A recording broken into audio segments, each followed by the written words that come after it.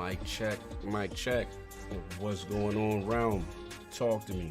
My man Hustle up in there early. Stitch, what's going on, brother? I see you. Yeah, Cog around, Cog's here. What's going on, man? Flame, it's my easy. Cowboys fan, what's going on? Talk to me. Let me know how the levels is going on. Six Lay, I see you, brother. What's going on? Thank you, brother. Thank you, Hustle. Doovie, what's up? Thomas Whitaker, chill out, bro. It ain't that serious. Pick on Fusion, what's going on, man? Sorry, Lords, we had to change it up last minute. Well, not really change anything. We're going back to our normal time. We were trying to give Assemble some time because he thought he might have to get the kids. But he is good. We're going to be back on track for the normal 1 p.m. Eastern. K. Asante, Feed the Wolves. K. Asante, I seen that. I like that. That gator, that neck gator was looking right, looking crispy. Hustle, that neck gator was looking right. The wolves was being fed. I see you. Double TJ, what's up, man? Yeah, man. Sean Zhu, what's up? What's up? Good to see you. Spider, you know what I mean? Soy tu mangs. I think that's how we say it. Hey, Abel asking? Okay. You know what I'm saying? Lord Nader, what's up, man? So, yeah, we're going to get Assemble in here. I think he's got limited time, but we'll still rock out. We still got the topics and stuff. And then the king and everybody else gonna be pulling up. You already know Attic is here. Talk to him, I guess. I don't know. Attic might be in the bushes. He's still setting up. But yeah. Yeah, Echo. Yeah, Echo from me. Advanced Gamer, let me know, because everybody else said my audio was okay. Q-Tan Clan, what's up? Let me know if I got an echo. I need to confirm or deny. You know what I'm saying? Cog IT, is that serious when you block folks see the constant arguing, say something about it, and mods come after you? Nah, we're not coming after you. We just saying in general, if someone's saying something, you don't have to go at them. You know what I'm saying? Like, you know what I'm saying? As long as they don't direct it to you, that's all we saying. We ain't trying to go at the people. If people trolling, we don't care. Like, as long as people ain't disrespectful on a personal level, that's where we get crazy. Because it's like, just ignore the person. You already know what the person's trying to do. You know what I'm saying? That's what I'm saying. Thank you about the no echo, y'all. No, that's it. Nobody trying to attack the loyal fan base, sick. But I hear your point. We would try to do a better job about it so we don't feel like we're attacking the people, attacking the trolls, if you get what I'm saying. So anyway, thank you for that feedback. I do appreciate it. We're going to be started soon. Let me get Assemble in here, and the rest of the Lords will pull up. But I'll see y'all in a minute. Should be a fun show, y'all.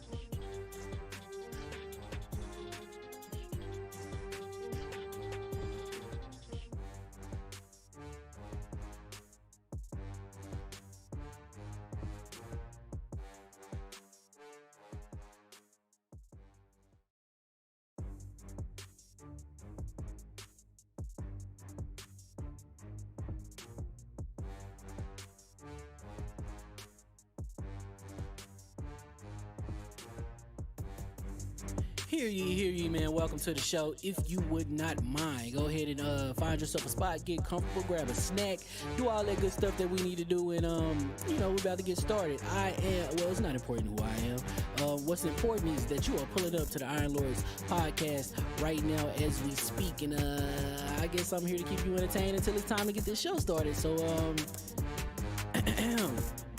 look. Y'all done messed up and turned me to an animal, and haters be swearing they real, but come to find out that they really mechanical. And yeah, I be eating these rappers, but that's all a part of me being a cannibal.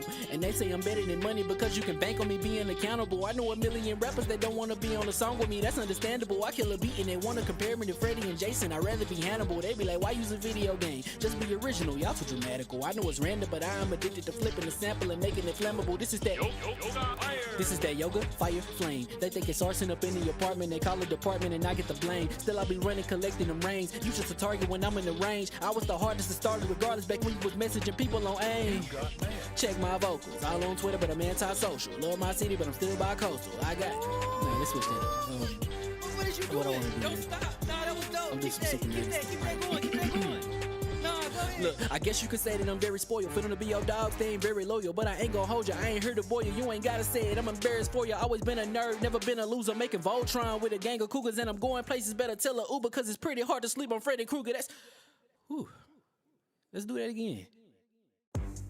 Hear ye, man. Welcome to the show. If you would not mind, go ahead and find yourself a spot, get comfortable, grab a snack, do all that good stuff that we need to do, and we're about to get started. It's not important who I am. What's important is that you are pulling up to the Iron Lords podcast right now as we speak, and I guess I'm here to keep you entertained until it's time to get this show started. So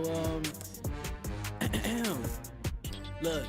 Y'all done messed up and turned me to an animal, and haters be swearing they real, but come to find out that they really mechanical. And yeah, I be eating these rappers, but that's all a part of me being a cannibal. And they say I'm better than money because you can bank on me being accountable. I know a million rappers that don't want to be on a song with me, that's understandable. I kill a beat and they want to compare me to Freddie and Jason. I'd rather be Hannibal. They be like, why use a video game? Just be original. Y'all too dramatical. I know it's random, but I am addicted to flipping the sample and making it flammable. This is that yoga, fire, flame. They think it's arson up in the apartment. They call it department and I get the blame. Still I be running, collecting them rains. You just a target when I'm in the range. I was the hardest to start regardless back when you was messaging people on AIM. Check my vocals. All on Twitter, but I'm anti-social. Love my city, but I'm still bi-coastal. I got... Nah, let's switch that up. What is you doing? I want to do. Don't stop. Nah, that was dope. I'm just Keep that going. Keep that going. Nah, go ahead. Look, I guess you could say that I'm very spoiled. For them to be your dogs, they ain't very loyal. But I ain't gonna hold you, I ain't here to boil you. You ain't gotta say it, I'm embarrassed for you. Always been a nerd, never been a loser. Making Voltron with a gang of cougars. And I'm going places, better tell a Uber. Cause it's pretty hard to sleep on Freddy Krueger. Whew. Let's do that again. Hear ye, man. Welcome to the show. If you would not mind, go ahead and find yourself a spot, get comfortable, grab a snack, do all that good stuff that we need to do, and we're about to get started. It's not important who I am. What's important is that you are pulling up to the Iron Lords podcast right now as we speak, and I guess I'm here to keep you entertained until it's time to get this show started. So look. Y'all done messed up and turned me to an animal, and haters be swearing they real, but come to find out that they really mechanical. And yeah, I be eating these rappers, but that's all a part of me being a cannibal. And they say I'm better than money because you can bank on me being accountable. I know a million rappers that don't want to be on a song with me, that's understandable. I kill a beat and they want to compare me to Freddie and Jason. I'd rather be Hannibal. They be like, why use a video game? Just be original. Y'all too dramatical. I know it's random, but I am addicted to flipping the sample and making it flammable. This is that yoga, fire, flame. They think it's arson up in the apartment. They call it department and I get the blame. Still I be running, collecting them rains. You just a target when I'm in the range. I was the hardest to start regardless back when you was messaging people on AIM. Check my vocals. All on Twitter, but I'm anti-social. Love my city, but I'm still bi-coastal. I got... Nah, let's switch that up. What is you doing? I want to do. Don't stop. Nah, that was dope. I'm just Keep that going. Keep that going. Nah, go ahead. Look, I guess you could say that I'm very spoiled. For them to be your dogs, they ain't very loyal. But I ain't gonna hold you, I ain't here to boil you. You ain't gotta say it, I'm embarrassed for you. Always been a nerd, never been a loser. Making Voltron with a gang of cougars. And I'm going places, better tell a Uber. Cause it's pretty hard to sleep on Freddy Krueger. Whew. Let's do that again. Hear ye, man. Welcome to the show. If you would not mind, go ahead and find yourself a spot, get comfortable, grab a snack, do all that good stuff that we need to do, and we're about to get started. It's not important who I am. What's important is that you are pulling up to the Iron Lords podcast right now as we speak, and I guess I'm here to keep you entertained until it's time to get this show started. So, look. Y'all done messed up and turned me to an animal. And haters be swearing they real, but come to find out that they really mechanical. And yeah, I be eating these rappers, but that's all a part of me being a cannibal. And they say I'm better than money because you can bank on me being accountable. I know a million rappers that don't want to be on a song with me, that's understandable. I kill a beat and they want to compare me to Freddie and Jason. I'd rather be Hannibal. They be like, why use a video game? Just be original, y'all too dramatical. I know it's random, but I am addicted to flipping the sample and making it flammable. This is that yoga, fire, flame. They think it's arson up in the apartment, they call it department and I get the blame. Still I be running, collecting them rings. You just a target when I'm in the range. I was the hardest to start regardless back when you was messaging people on AIM. Check my vocals, all on Twitter, but I'm anti-social. Love my city, but I'm still bi-coastal. I got nah, let's switch that up. What is you doing? What I wanna do Don't here. stop. Nah, that was dope. I'm Keep just that super going. Keep that going. Nah, go ahead. Look, I guess you could say that I'm very spoiled. For them to be your dogs, they ain't very loyal. But I ain't gonna hold you, I ain't here to boil you. You ain't gotta say it, I'm embarrassed for you. Always been a nerd, never been a loser. Making Voltron with a gang of cougars. And I'm going places, better tell a Uber. Cause it's pretty hard to sleep on Freddy Krueger. That's... Whew. Let's do that again.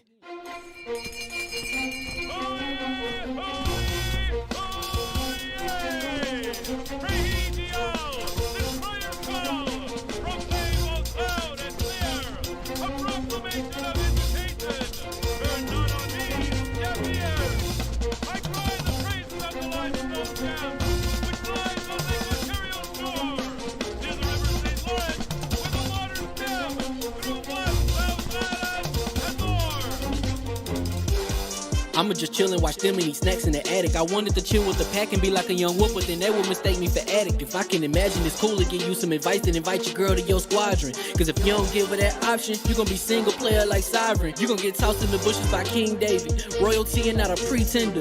Detrimental to an elemental, what's an avatar to a knee bender. I gotta be me though. I know it's my destiny, work to Cognito. Who cares if you fly, if you still a mosquito? You swear you ain't stuntin', but really be Steve-O. You like to collect stuff and that's cool, but I got bad news. Even if you really was that dude, King David still be the king of the statues. Since a juvenile, I've been cursed with a curse to be musical. And if you hate it, we'll meet in the crucible. Other than that, then it's cool and it's beautiful. We let you know that your dreams are pursuable. Whatever you wanna do, then it's doable. If you got work on a Sunday, it's suitable. Cause you can listen to this in your cubicle on the Lord's Day. Woo. If you got work on a Sunday, it's suitable. Cause you can listen to this in your cubicle on the Lord's Day.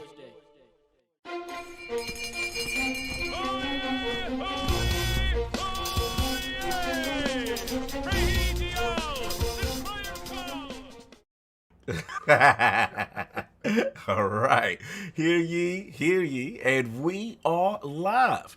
Welcome to the Iron Lords podcast, and also live on lordsofgaming.net, episode number 201. It is another glorious Sunday. We're back at the round table on the Lord's Day. I'm very excited about our very special guest, and we've got the Xbox March event, Sony buying Evo, and SquareEnixPresents to discuss, so we're going to get right into it. I want to introduce a Lord whose content was first brought to my attention by our late LogNet brother, Lord Dizzy. Not only does Lord combine the genres of multi-platform gaming, movies, and collecting, but is truly an ambassador for mental health and positive community building. Introducing the creator and host of the Assemble YouTube channel and host of the Assemble Show podcast, the Lord of weekly nerdy content and drunken cigar story time about the MCU. Oh, you got the cigar. That's what I'm talking about. Live from the 6th and kind enough to make his debut at the Realm of the Lords. My man, Lord Matt, a.k.a. Lord Assemble. How we doing, sir?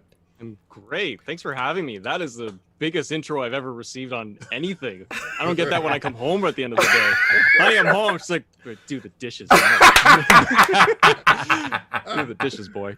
No doubt, man. That's awesome. Thanks so much for having me, guys. I'm excited. I'm excited to be here and talk all things Xbox and everything going on in the gaming realm right now. It's awesome. Absolutely, man. Like, you're a Lord at what you do. And I would be remiss if I didn't give a shout out to my brother, Lord Dizzy, because he was the one that actually found your content and he brought it to my attention. And I was like, look, I gotta make it happen. I know me and you been in communication for some time trying to make it happen, and it was on the Lord's fault because we had so many reschedules to do. But I'm glad we are able to get it done. So salute to Busy. But anyway, man, what have you been playing, brother? Any games you've been playing recently? Right now it's Marvel's Avengers. So because of all of the updates and everything, go figure. I am covering that a ton. So like I just did even on the channel, I just did yesterday the Hawkeye DLC review. Yeah. And I got through that. I had some thoughts on that, how that played out, but Avengers has taken over and will for like probably the next month. Nice. Outside of that, but like on the Xbox side, it's been dabbling into Bethesda and the catalog that's come out, and looking at Dishonored, going back and playing Doom, like just getting my feet wet with a lot of stuff. So on the Xbox side, it's been a lot of Bethesda right now. How do you like the Avengers game? Because I have it, and I've been reluctant to go back right now. Like you said, playing the Bethesda stuff. By the way, love your background. You already know that I'm having an eyegasm. Statue game. Yeah, exactly. But how is it? Besides all the hoopla, because everybody wants to give the hoopla. What's your real assessment of the updates in the game so far? I think the next gen updates, if you have a Series X or PS5, I played on my PS5 and it's very welcomed. I think it's very balanced. The load times are quick, like 5 seconds to load from loading up the game to going. Right. Like you're within seconds now instead of 35 seconds in an elevator. Right. So the load times being cut down dramatically changes the pacing of the game. Right. Having the extra textures, having the gameplay smoother, better frame rates at 60 FPS if you want it. Right. All those things are good quality of life. The downside right now is the DLC for me. The Hawkeye DLC did not land for me. That's what Kaibatsu told me. Sorry, continue. Yeah, it didn't do enough. And I think enough people have given feedback over the weekend too. They're like, I thought it was fine. And I'm like, I don't really watch people's stuff, but I like, because I really like to eat my own food. But the fact that I do have it, and then I do have you here, is it a worthwhile checkout? Yes, because if you haven't played it and you're looking, I'd say the campaign, especially now with all the updates, that's worth your time. Because you can get a nice Avengers story that's solid. Kamala is a solid character. Yes. That's worth your time. And then go and dabble into the online after. But I think that when you got it right now sitting there, you got all the updates and everything, it's worth your while to at least jump in and be like, all right, I'll go through the single player campaign. I ended the single player campaign. I did that stuff. I did it when it was broken. Me too. So now when it's fixed, I want to go in there and do the Maestro stuff. I'm a huge Hawk fan, so no doubt. It's okay. No doubt. Okay. I gotta jump in myself. And you already know we got the 4 horsemen of gaming, those original lords of the realm here at the round table with those time-sensitive intros because Assemble has limited time. Lord Addict, hope he's there. My co-host with the co-most, my brother from another mother, the difficult game conqueror, lord of his own world, and the how of the young wolf. With his mic muted, if he's still there, my man, Lord Addict. He's in the bushes. Oh, man. You look like he stepped away quickly. So hopefully he'll be back. Wait, what's up, man? KSI, what's up? And of course, we have our most technical gaming lord, the solo gaming list with a single player selfish experience. And also the Sostradamus, the Lord of Clarity and Lord Patreon of the Iron Bank. My man, Lord Sovereign, how we doing, sir? I'm doing well until Addict decides to jump in on my intro when he comes back in. You know it's coming. It's coming. I'm doing good, man. I'm doing good. The sun's out, getting a little warmer. Yeah. Just get rid of the winter blues a little bit. That's good. I feel you, man. Anything you've been playing, sir? So I didn't get a chance. I wanted to jump into Avengers because I didn't play it when it first came out, and I said, all right, let me just wait for these updates to come. And I was gonna play yesterday, and of course that didn't happen. So the little time that I did have, I sat down and started messing with FPS boost games and going back to. So I threw on that Dishonored. Okay. Oh, brother. What we doing? What's it looking out? How's it looking out here? Listen, man, that game was always about kinetic movement, like especially once you get your blink ability and you're able to move from enemy to enemy to enemy, and it at 60, oh my lord, it's different. It is something else. That game, I can't say it enough. If you never played Dishonored, play that game. That game is made for you to break it. and when you do break it, oh my god, that those games are amazing. So I played that. I messed around a little bit with Fallout 4. I had to turn off because I had turned on the whatchamacallit, the mod 60 FPS, right? Oh, right. When you do that, you don't get achievements anymore. So I turned that off, turn on the FPS boost, and very nice. Very nice. So shout out to Ronald and the team. Besides that, I watched the first hour and a half of Justice League. Hearing good things. Assemble was happy. I'm hearing. Listen. I've only watched an hour and a half. In that hour and a half, I've seen so much new footage. And if you hear what Zack Snyder said, he's like, "Yeah, they told me not to film anymore, and I didn't listen." So, it is a lot of new footage. And what it does is it gives that movie and those characters context for what they're doing and backstories that make you care about them in a way that, again, Justice League as a concept, because they weren't going the MCU route, was always going to be a hard sell because you weren't going to be as in love with these characters as and intimate with these characters as the MCU ones, just because of how they chose to do it. This is the closest we're ever going to get to that, and I think it. Listen, love Zack Snyder or hate him. A lot of he's not subtle about anything. He's not. He's just as subtle as a hammer over the head. But this movie needed that. It needed you to be able to move from point to point to point to point and show you why these characters are even involved in conflict and why it matters. And I think what I've seen so far, great job. Great job. They did such a great job, not to spoil a thing, but the amount of character development in that movie is amazing. And I think that was my biggest takeaway is you actually get to learn more about Flash. You get to learn about Wonder Woman is handled better. Perfectly. Much better. Yeah. Like when I get to my segment, I'll get it. I just don't want to jump in the segment. I know you time sensitive. So that was it. I've only seen an hour and a half. I'm excited to see the rest because I said I've seen a lot of new footage, so I don't really the rest of the movie I can't imagine what's in there. So I'm excited to see the rest. No doubt. Salute. Yo, real quick, shout out to Mass. I want to say. I remember. Is Mass third count? I don't know. It looked like he tried to substitute the threes for an E, but I don't want to say the word. Yeah. That's what it looked like, right? Mass. I mean, come on. Come on. All right, but we got to welcome him, Mass Erect. Well, welcome to the realm. Mass Erect to the realm. Wow. Along with dildo gaggins. Yes, and all the other trolls. God bless. We love y'all. Did you get y'all. the other super chats before that? Did you get Cat Daddy? No, please get it. Okay. So we got Cat Daddy Lurk with a $5 super chat. Steaks on the grill, Iron Lords in the speakers. What a Sunday. You already know, Cat Daddy. What's up, brother? Yes, sir. Then we have Flame, $5 super chat. Hear ye. The acquisition of Evo makes sense for PlayStation fans since they're stuck watching others play games since there's nothing to play. Shame the messy. Wow. Messy. Oh, wow. Wow. We got more. We got Smitty Smith, $20 super chat. Salute ILP, Lognet, Lord Addict Show, and of course, the last word. Salute, bro. I just wanted to say thank you for your time and your effort, and I have tremendous respect and mad love for y'all. Yo. And shout out to the moderators in chat. Thank you, brother. Salute, Smitty, man. He's Smith, my dude. That's our dude, man. You forgot KOS, but I understand. You forgot my show. But I'm working here. Thank you. Stupid.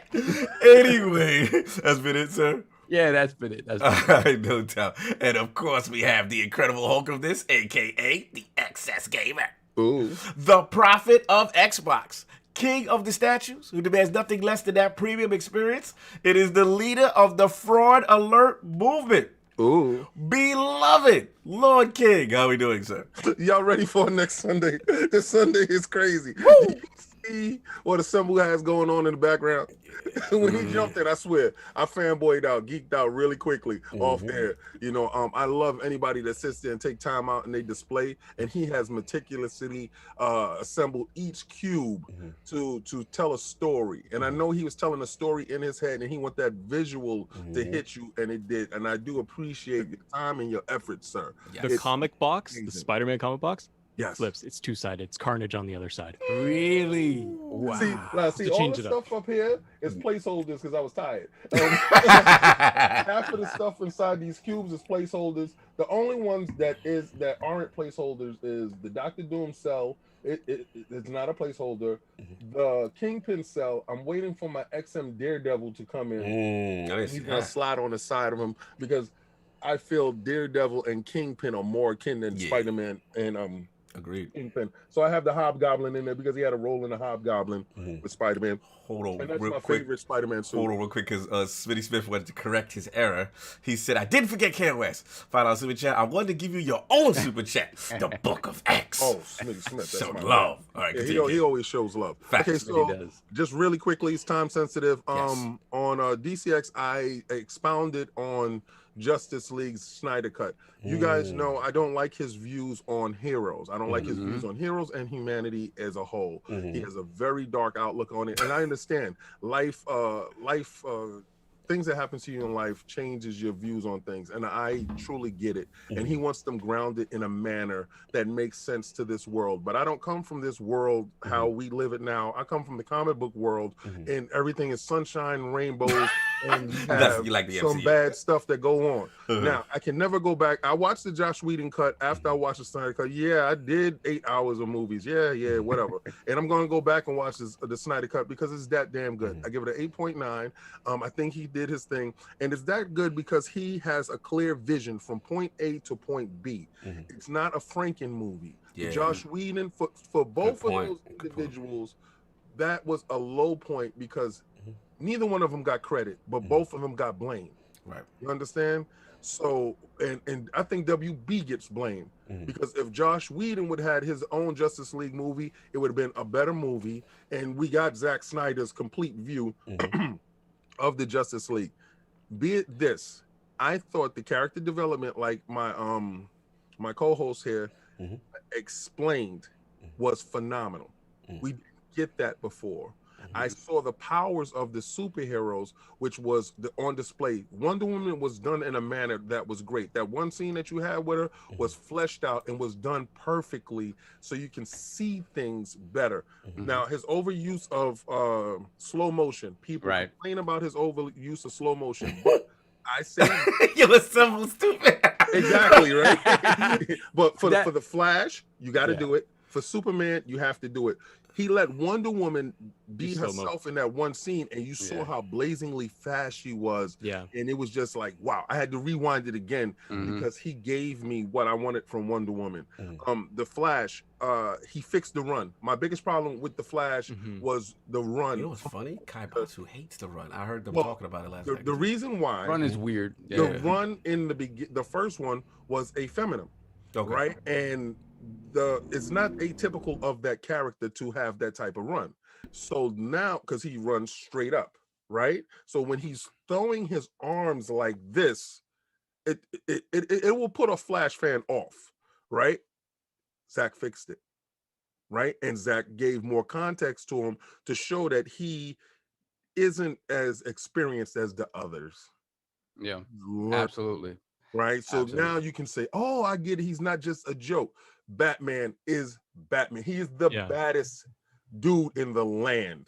Right. I mean, Superman comes and does his thing, but Batman is the dude because he singly can take down every last one of them. So thank God he's actually really good and he's not the butt of every joke that Josh Whedon did. I think he hates Batman. And he made Batman the butt of every joke, but Superman comes up and everything is great. The movie is fantastic and it's his vision, and I'm happy that the internet won.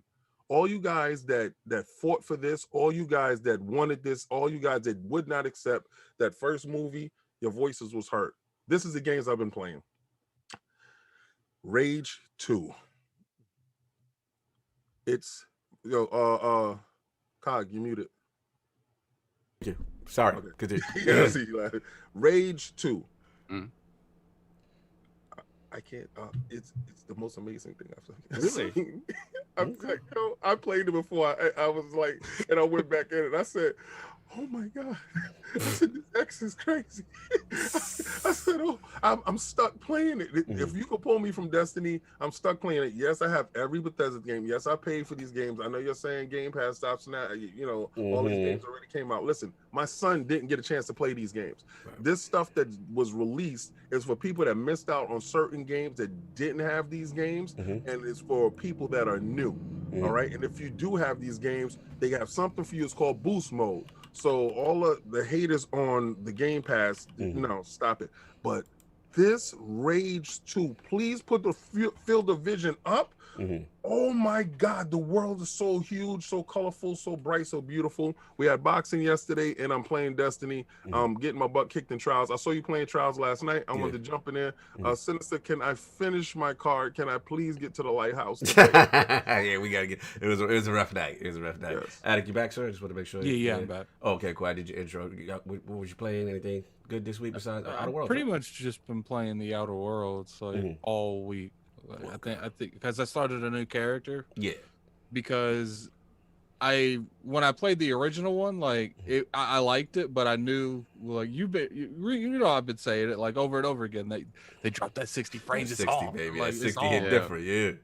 And now you know I'm already level 20 again. Okay. So you know it's definitely been and I'm completely going with like a different build than I did last time. Nice.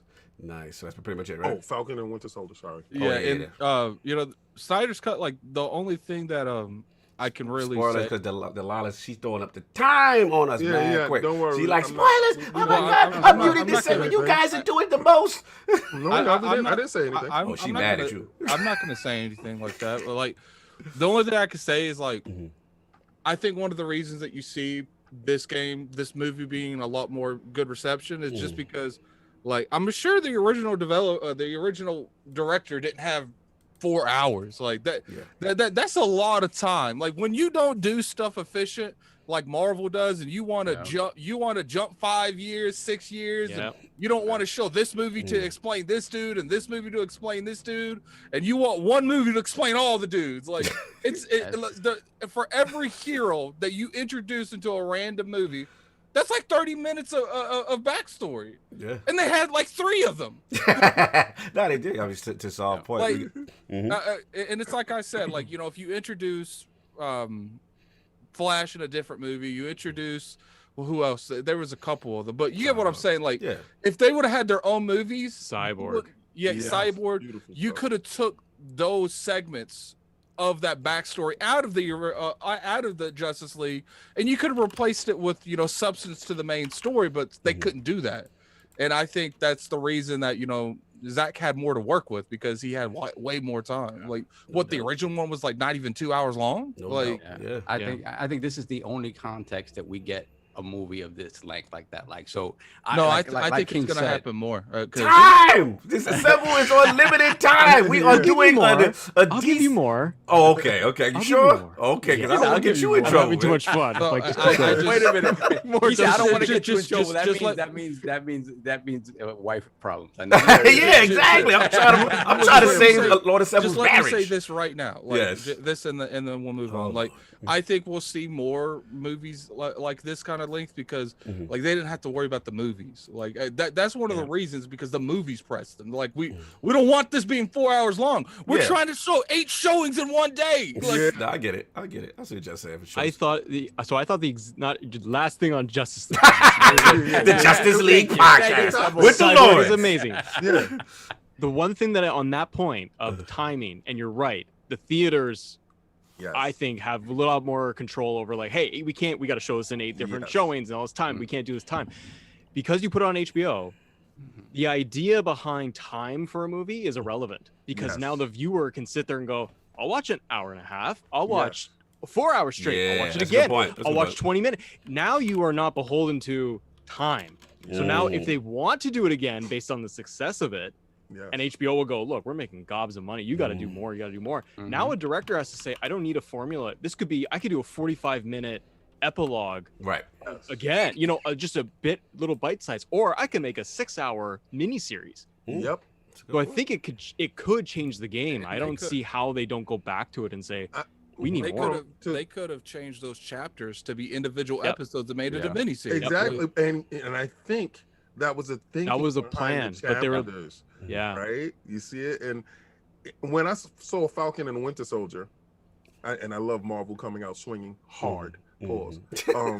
No, they really. I was afraid for certain things, and we know Disney's not going to show blood. Right. But this thing went in from the moment, because Wanda and WandaVision, that was a little soft-handed, and people was put off by a couple episodes and said, "I'll see it as an entirety." And by the time it got to the last episode, episode, I was like, "I want more." Right, but it's over. But the Falcon and the Winter Soldier from the bell comes out swinging, like really fantastic stuff. So we're getting all the stuff that we want for being imprisoned in home at the moment right now.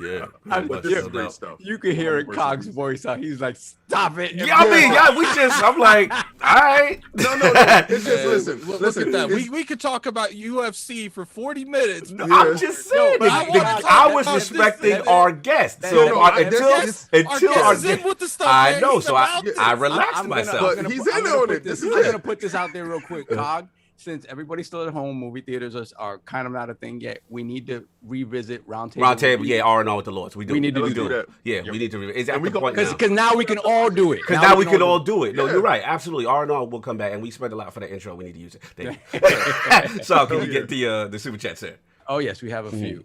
We got 108 Dragons with the $5 super chat. Good afternoon, Lords. The Zack Snyder cut gave each character the proper time they deserved, whereas the previous movie was just rushed. Awesome movie now. Facts. That's true. No doubt. Then we got middle-aged game guy with the $5 super chat. I like that. Last week's podcast was so long, I just finished it, and it's Sunday.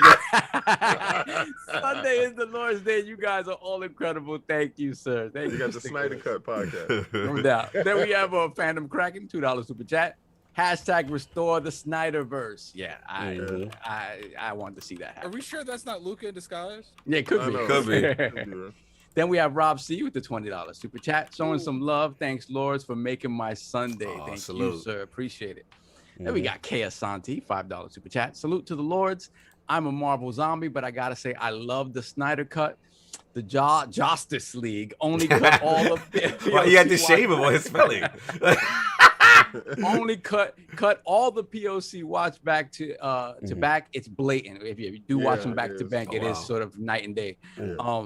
Then we have 108 Dragons once again, $5 super chat. Can't wait for that 4K release. The original movie is in the bushes. You know, when Zach was watching the original movie, he was probably like taking it. He had like his little. I'm sure he's seen it at one point. I'm talking about from it releasing till now. No, he's never watched it. I don't believe that one bit. That dude's capping. I don't believe that. First, he had his own reel to watch his own stuff, and second, if you unceremoniously boot it from a project, disrespect it in a manner that he was disrespected after they begged him to do something, would you, if you're an architect, would you go past that building that they asked you to build? You hate that building. He does what some of these gamers do when they play something that they be bashing. He appeared offline once. There ain't no way. Yeah, he was probably lurking. He was probably my man doesn't have integrity here. No, he has pride, integrity, and a huge ego, and he said hell to the no. I feel that. What else you guys say? Just to stick it to them, he torrents Justice League. Then we have Cat Daddy with the $5 super chat. Wait a minute. Did Addict shave? Who is this imposter? Yeah, Addict shave. Woo, it's Addict's World today. Put the Addict's World up, y'all. I said the same thing. I feel a little uncomfortable, man. There's too many people in this chat commenting on my beard, man. Dude, this is a revelation. They love it. I'm gonna have to do this. You got the extra testosterone. Let it grow, baby. Let it go, baby. That's right. We're trying to get that demographic up. Let's go. Come on, man. Bearded babies. Bearded babies. What else we got? Baby Finster. I'm done. What else we got, super chat, sir? Then we got Black Rona with the $5 super chat. Shout out to the ILP crew and guest. Guess who got a 2 terabyte NVMe SSD for $320? Salute. Oh, with the stimmy, because I need more space for all these not games Xbox has. Oh, damn. Then we have Gerald Mack with the $10 super chat. Good morning, good afternoon for the East Coast Cats. Shout out to the Iron Lords. Another great show, another great guest. Was able to grab that little man from my little man Game Pass chill, no doubt. God bless, man, because they're tough to come by. That's for sure. Consoles is hard to get. Then we have John C. $5 super chat. Sent $5 to say Falcon and Winter Soldier was all content and no substance. Ooh. That's a lot. That's a shot. Shots fired.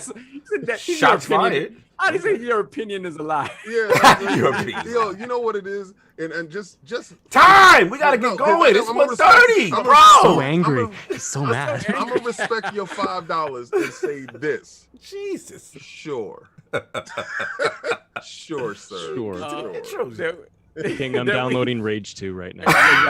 Yo, I can't listen. Hit me up and let me know what you think about it, and make sure you put the field of view up. You know, no doubt. Yeah, I didn't know they didn't really go into detail, but the Outer Worlds has a field of view now. Like they just talked about the 60 frames, but it's got a field of view now. Because people don't understand that you can go change that now. We have a button. We have Squirrely there, $2 super chat. Heads up, ILP. We're moving to the East Coast this June. Pull up. Once the things get right, yeah, we gotta hang out with Squirrely. That's what's up. No doubt. Leaving Canada, that's crazy. Right. Yellowknife. And we got Gerald Mack, $5 super chat, trying to hit that live Teespring. Need help. What's going on with the link? You can't hit the link. The link's up, brother. Yeah. Hold on, I'll put the link back in there. We can't hit it, but yeah, continue, son. Then we got Stitch with the $5 super chat. King, can you tell your man Cog to stop capping for these watered down Switch ports, please? What did you cap for recently? I don't know what. That is an old beef. Like, yeah, he don't like me talking anything about Switch. And then all of a sudden he a fake Tom Brady fan, but not a Buck fan. I don't know what's going on with Stitch. Stitch is in another world. He just gets this imaginary beef with me. Continue. All right, we're caught up. All right, let's go. Cool. All right, let's get to this. Thank you. Let's go. Let's go. And of course, you got the host Cognito. Just time on me, right? Yeah. Look, man. Last word last night. Teaser Teddy. Ty got Travis. Hilarious show. Watch that. It was funny. Finished. Got some games finished. My second playthrough of Gears Tactics. Jack mode done. Outstanding. Please, if you haven't played it, play it. It's phenomenal. And then also Unto the End. Want to thank Lord Steven, and Sarah Danton. Finally finished that game. I love you. We had you on the show. It's in Game Pass right now, so I got to shout out Game Pass. But you lied. That thing's a 2D Dark Souls game. That thing is not. I thought it was another world. I mean, it is atmospheric. But that thing is hard, and yeah, we're gonna talk about that. But I got my 100%, 1,000 the achievement, so I'm very proud of that. Yakuza Like a Dragon, getting back into that. That game is absolutely hilarious. Empire of Sin from turn-based guys, funny 1920s gangster, Prohibition, Al Capone, all the fly. Check that out if you like turn-based. It's really good. It's in Game Pass as well. And I got to set up my Quest 2. I got to get that done this weekend because I got to get the VR, and me and King got to talk. So that's what I got. So now that the Lords have finally finished their Marvel versus DC discussion. I feel like we need to talk more about it. No, we don't. And yeah, we can now focus on... How'd you feel about the Flash? Come on. Time! Run it like this. Don't encourage them. Like this. Don't encourage them. Yo, shout out to Smitty Smith. I feel like the guy's cosign should be a go. Welcome to the home of the 45-minute intro. Yes. Never ever change. Salute the Book of X. 45 minutes is really cutting us short. That's cutting us short, man. For real. Well, like 2-hour intro. Salute, man. Sean Capri, good to see you, brother. ATL, thank you. Much appreciated. So now that we focus on that good stuff, let's focus back on Lord Assemble. His video game system history, his journey as a content creator, and of course, what led him to creating the amazing Assemble YouTube channel. So, Lord Assemble, let's start from the very beginning. What were some of the first video game systems you had, and what got you into gaming? NES, just classics, Mario, Zelda, then moving on to SNES. I never had Genesis, which is too bad. I know. It was a Nintendo house. So it was Mario, it was Star Fox, it was then all the wrestling games for Yes. N64. What wrestling game specifically? No Mercy. No Mercy. WrestleMania 2000. Oh, the GOATs. Oh, you mean the GOATs? 18. Yes. I mean, the GOAT is Revenge. Attitude on the SNES. Yes. Was you there earlier during the? Are you just a WWE guy and you wasn't there during the NWO phase of those games? WCW, NWO Revenge, and World Tour. Come yes. on, N64. Let's go Okay. all day. He's Smashing totally chairs live. outside, no DQ all day long. Okay, yes, that's what I'm talking about. Yes, okay. Don't worry, Mouth. I was there with you. Continue. But yeah, Black Mouth. That's the GameCube. That's the GameCube one. Not the you talking about GameCube had the black mouth. Yeah. I didn't like the rest. When they open their mouths, it was like a When they big open their souls. mouth, they had It was like a black hole when they opened Yeah. their mouth. I remember that. Continue, Assemble. Continue. Oh, then it just got up into PlayStation and stayed on the Sony side. I didn't get into Xbox on first gen, and I was late to 360 because I was just with Sony side the whole way through. And then I finally went back into the 360 era towards the end and picked one up, and then the Xbox One, the big giant VCR. Oh yeah. And I jumped in that day one, and then it's funny because now I have the PlayStation 5 and I'm lucky enough to have been able to pick those up. Yeah. It's The PS5 and the Series X. And right now I'm so much more into my Xbox, and it's not just because of Bethesda and Game Pass. I enjoy the experience. I like my controller better. I don't know, it's just kind of my ecosystem. Like if any of my third-party titles, I'm playing there. And PS5 is like my AAA Sony only. Also, it's catching dust. Oh my god! Yeah, I'm waiting. I played Spider-Man a couple times. No, me too. I played my Spider-Man. And then I got my Miles it was done. Morales a couple times. 3 hours. He said a couple of times. Question. But it has been turned off for about a month. Question. All right. So, could you breeze past? Yeah, he breezed through. Yeah. I had to. No, it's Getting cool. shouted at time. No. This is your time now. This is yours. No, I don't matter. This is yours. However you want to rock this time. This is your time. But a question.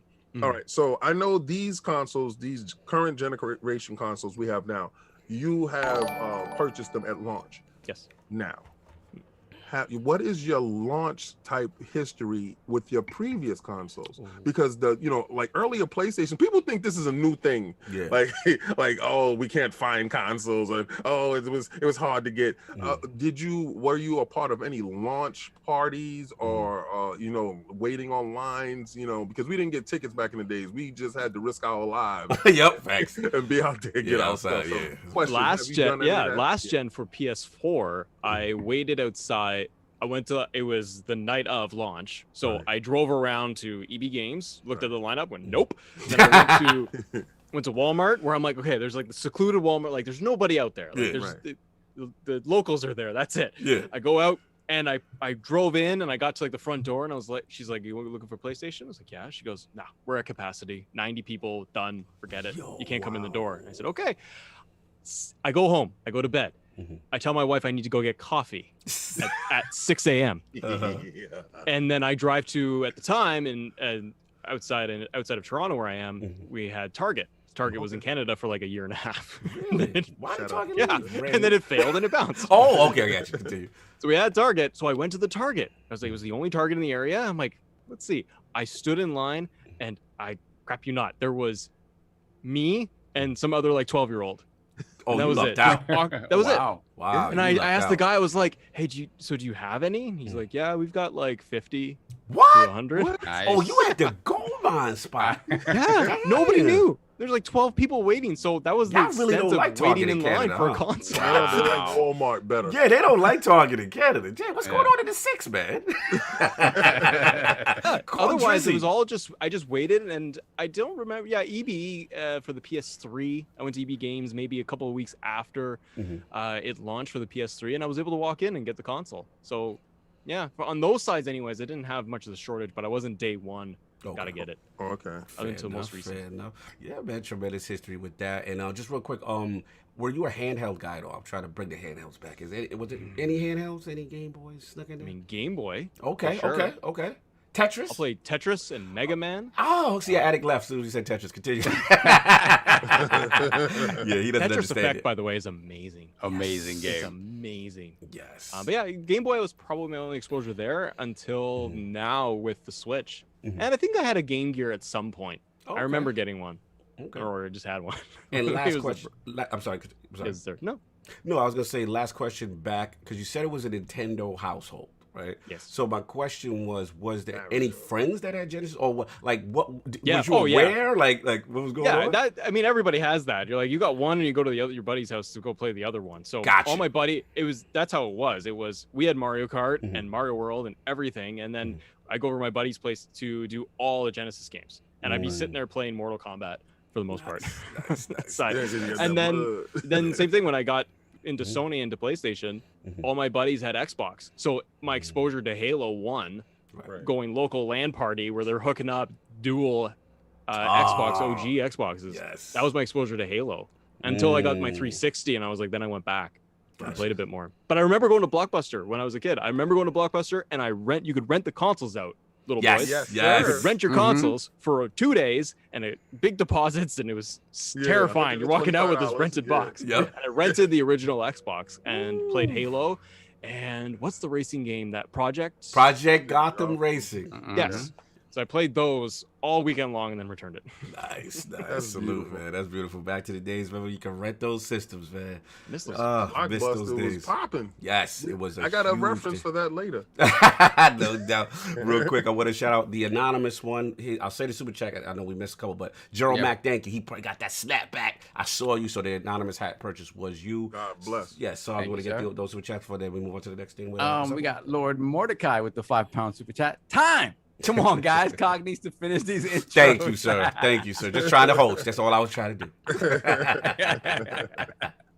Then we got Flame, $5 super chat. I'm doing this now. Hear ye, hear ye. Play Octopath Traveler on Game Pass when it hits Xbox to send Square a message, and Outriders 2, it's okay. Factual. Factual. We're gonna play Octopath Traveler. Well, you're not gonna send Square any messages. If they're in bed with somebody, they're in bed. Let it go. Just play the game. Play the game. What else we got? Don't care. Then we had Gerald Mack, $5 super chat. Yeah, that anonymous hat purchase was me. Shout out to the Iron Lord. And hold on a second. Did anything else come through? I think we're good. We're good. Okay, cool. So we got Fozzie. Welcome, Lord Fozzie, Cadrian Hardy. Welcome to Lord Gold. Put them crests in the chat for our newest member. Brother. Thank you. No doubt. So tremendous gaming history and all that good stuff from Assemble. So I want to get into your personal journey as like a content creator and everything nerdy. So like, what made you kind of start a YouTube channel, just in general? How did that whole process come about? I've said this on another podcast too. So it's been something that I've always wanted to do, and trying to narrow down what I really wanted to talk about and focus on. I enjoy the kind of the nerdy process of editing and going through it, and just kind of just talking video games and really just and Marvel and DC and everything that we're talking about. And it honestly, it took me 5 years to get it together to say, just turn on a camera, turn on your smartphone and go. I started with King You'll Like. I started off with like doing the reviews of figures and statues. And that was a lot of just getting my feet wet with using my phone, edit basic stuff on my old PC, and just try it and just see how I liked going through it. And I started to get a little bit more traction just wanting to do it. And I've now had the channel for like 1 year. And the growth and the reception's been really nice. So I'm really excited about it. And I just started trying to get my focus down further and further. But I kind of said to myself, honestly, I was like, enough's enough. You want to do it, try it. And see what's up. And I really love it. So I'm really enjoying what we're doing and what I'm doing. And I kind of just said, I'm going to go all in. So I saved and saved. You guys are like, hey, your camera's nice. I'm like, yeah, I worked my tail off. And I'm like, okay, I'm going to get a PC that is not like a 2012 Mac and trying to run program software on it doesn't work. That was me in the beginning. So I'm like, okay, I'm gonna get a decent PC and the camera, and I'm like, I want to make this my own. So yeah, I started growing everything, and now I'm really enjoying the process of like just talking games every day, talking Marvel, DC, and I launched my Patreon probably 2 days ago. Oh wow! I'm excited for that too. So yeah, just enjoying the process, and it's just been a lot of fun, and the community's been amazing. Well, I noticed, like, I'm eyeballing your display, right? Of course you are. Like Easter eggs in there. Because I'm looking at his display and I see he got some sideshow pieces and stuff like that. And I understand, like what you said, you grab your phone, let me go for it. Let me just talk about my passion. Let me talk from my heart. Let me explain to them, oh, you know, this is what I'm getting. This is the collector that I got. And you were doing your reviews and stuff like that. And then to expound on it. And we knew, Sovereign knew automatically, we are visual, you know, weirdos. Your camera was hitting, right? And then, you know, you give us the background about the camera. And I know enough from 108 Dragons to know that it's a gateway. The camera is the gateway, but that lens is. Oh yeah, we learned about that lens in the pre-show. Right? So, and you did all of this stuff, and it's really paying off. Like you said, you launch your Patreon, and I advise everybody that go subscribe to this channel. And I'm gonna go dive deeper into his channel right now because I'm truly into that, and I think that stuff should be celebrated because, like you said, it holds on to like a child in you, that child feeling that I know how you feel. Trust me, I know how you feel when you get a new anything in and you're sitting there, you're opening. Y'all too out of control right now. I love it. I swear, I love it. each and every last cell. If I was in your house, I'll probably sit on the floor. You just sit right there. Don't touch it. just look, you know, hands on your waist. That's right. Just get it out.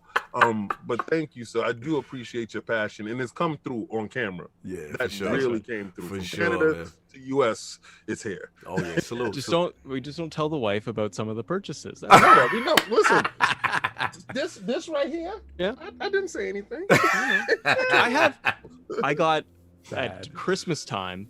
A buddy of mine went back home. He went back to Japan, and I was like, "So could you look for some figures for me?" And he's like, "Yeah, there's like shops everywhere." So he got me Captain America there, Iron Man, and the Infinity Gauntlet. It's over there, and they're just on the shelves now. They want to talk to her about that. They just magically made their way to the my side. goodness. That's right. It's in the front in the case. That's the prop reference. The funny thing is, I can't get away with that in my house. My wife notices everything. She's like, wait, hold up. I'm in the basement.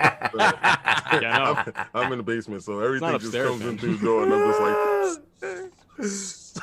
Savages, It's man. beautiful stuff, man. I love it. So man. let me ask you a question. As far as the content on your channel, is it something that you haven't done yet that you're thinking about exploring and having trepidation with it, or have you just flushed out where you want to be and you're comfortable in your zone now? Starting to find my zone and starting to find my groove where I'm like, I've grown up with, for TV anyways, like Daily Show, Letterman, all of that, and I've wanted to be able to encapsulate kind of like, I enjoyed the daily, and I enjoy doing like almost the games daily coverage, and just talk about some of the games that I like and what's kind of the big main topics and tentpoles, and then just try to put my spin on it, throw a little humor in there, and you know, if people like it, they like it. So I'm starting to really find my groove where I'm like, oh, I like this approach, and for me, it's a lot of get in, get out. My episodes and stuff early on, it's trial and error, like we all do. So it's going from a 20-minute episode on X-Men movie reviews. I'm like, wait a minute, this isn't relevant at all. So it's just fun to do, but you know, no one's gonna watch that. So now I'm finding them, getting my stride, and I'm trying to make sure that because it's just me, that I can make them short and sweet. So if I can make things concise, I don't want to stare at my face for 25 minutes. And because it's not a podcast, so to do that much content for that long, I'm gonna lose viewers' interest real quick. And so I try to make sure that my shows are like 6 minutes, 8 minutes, 10 max. And it's trying to just get you out, maximize graphics, music, and trying to take it up a notch, because I watch a ton of content out there too. And some of it's my absolute favorites, and it's well done. I just enjoy the conversation, but I want to try to put more production into it. Even for the daily stuff. And like, okay, if I got 6 minutes, I'm trying to make it as punchy in 6 minutes as I can. And you know what? And to be honest with you, I really feel that because I say there's a lot of statue review guys out there, right? And then the first thing I do is look at the timestamp, and the time thing is like 35 minutes. And I'm speeding through stuff. So I just try to get in on my statues, give you a quick synopsis, and show the statue, and then I'm out of there. And if you want to go to the website to see the dimensions and the weight and the stuff like that, and I think your thought process in doing how you're doing it is perfect. Because that way you're going to maximize eyes on your channel, because I will give you 40 minutes of give me 10 episodes, whatever, and I think that you will retain more viewership that way, because I'm getting episode after episode and seeing things and seeing how you twist things and do things differently. So I'm very interested, and I can't wait to after the podcast to just sit there and view all your stuff, because honestly I definitely am. So. Yo, Stu Jersey is stupid. He said watching King and Assemble talk reminds me of Ant-Man talking to Goliath. Really? How big? 65 feet? Whoa. Yo, Stu Jersey's stupid. Yo, shout out to get Gerald back. I see you, man. Yeah, cop the what you call it, the shirt, you know what I'm saying, the drip, whatever. Salute Lords. Get super check. I think somebody had to step away for a quick second, and we'll get him back in. I didn't we good? Okay. I'm here. No, I think we're good. Oh, okay. You just turned the camera. Okay, I thought you had to step away for a second. You good? Kids. Oh, the kids. That's right. The kids. That's right. You had to do that thing. Yeah. Daddy. Oh, you're talking about Assemble? I'm like, When the kids was like, "Daddy, what's going on? Why are you?" We're going outside. I'm like, Get in later. Talking Justice League. We talking about I Justice am League. busy. No doubt, man. Look, man. Again, I gotta shout out our late brother, Lord Dizzy. I'm so thankful that he's the one again that recommended you. And we do share, what I realized about why is that you do share so many passions that the Lord shared. You know what I'm saying? You got the statues, you got the comic books, you know what I'm saying? So the thing, like, what inspired you to kind of like merge all these worlds together? Because we actually got in trouble. Like, oh, you guys talking sports, and Talking you guys, this and that, why yeah. talking about the damn one? Where's the games? Get to the topic. But like, it's fun because I love that you kind of do the same thing. You got gaming, wrestling, movies, collecting. Like, what inspired you to merge those worlds? I think it's just because there's so much overlap, which is what I think we all deal with. Like, and you just, I don't know, they just all blend, because if you are just talking, whether you are on a podcast and you're 4, 5, 6 people, it goes into different directions like that, because we typically all have the same interests. If you're looking at Marvel and Avengers and all this, you probably dabble in games too. And then you might dabble in sports and vice versa. And for me, it's sitting there going, well, I like games. I don't have time to play every single major game that comes out. So I want to talk to the community about just some of the stuff we're playing, and I know other people are too. And it's going to lead into, Avengers. And like when the Ninja Turtles game got announced for the Shredder's Revenge, I lost my mind over that thing. Bro, that spoke to us. There's always going to, I can't just sit there and go, I'm just going to do Marvel's Avengers game coverage, because I'll get bored. And yeah, I just think that it is a melting pot. As much as we all want to say, get to the games and it's a game podcast, talk about this. I'm like, well, we do. It's just it's a little bit for everybody, right? I completely agree, brother. Everyone wants to cover Justice League like I did. I've got a spoiler-free review that's out, and it's just because I'm like, but I enjoy it, and I know somebody else does. And King's like, I want to talk Justice League. Wonder Woman's great scenes, and I'm like, well, so do I. And if for me, it's honestly, I'm like, well, I say it often enough, like to people on Twitter and stuff. I'm like, hey, 10 of you watched the Justice League spoiler-free review. I'm like, that's amazing. That's what's up. You guys took time, and I'm like, you gave up 20 minutes or whatever to chill and talk to me and hang out and go through the review. I'm like, that's awesome. Because I like to look at it. I try to look at it like, man, I mean, those are bodies and those are people. And if you're in a room, if you were in a theater, if you were standing on a stage and you were doing it, you would be blown away that you were sitting there going, 400 people are sitting there watching us do a podcast.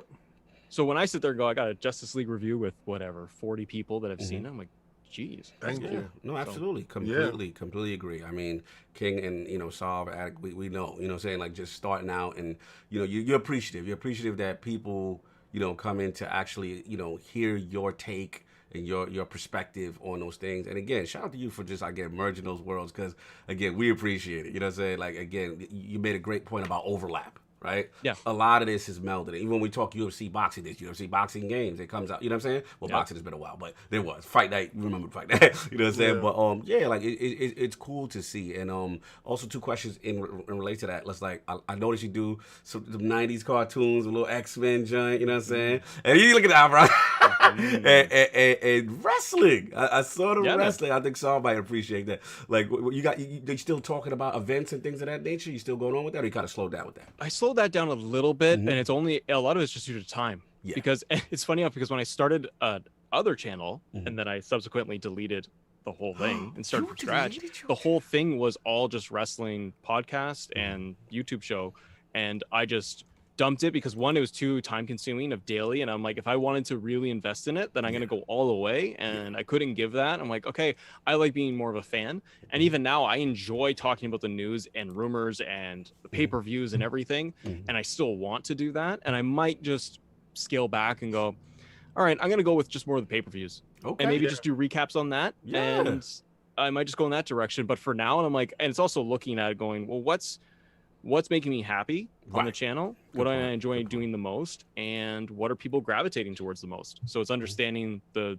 ugly algorithm and going, people like Avengers and they like talking about the latest in Xbox and Game Pass. I'm like, well, cool. So do I. So let's just focus on that for a while. I wanted a person to do write-ups on LogNet about wrestling because I feel disconnected from it. I used to be so connected. Yeah, we used to be. You know, when the Undertaker turned from Mean Mark into the Undertaker, Mark Calloway, you know? Exactly. You know, stuff like that, and you know, Ted DiBiase and all these guys, and everyone's got a price. The heyday, Jake the Snake, and I was really into the stuff, and that fostered my gaming as well, because like you talked about these wrestling games.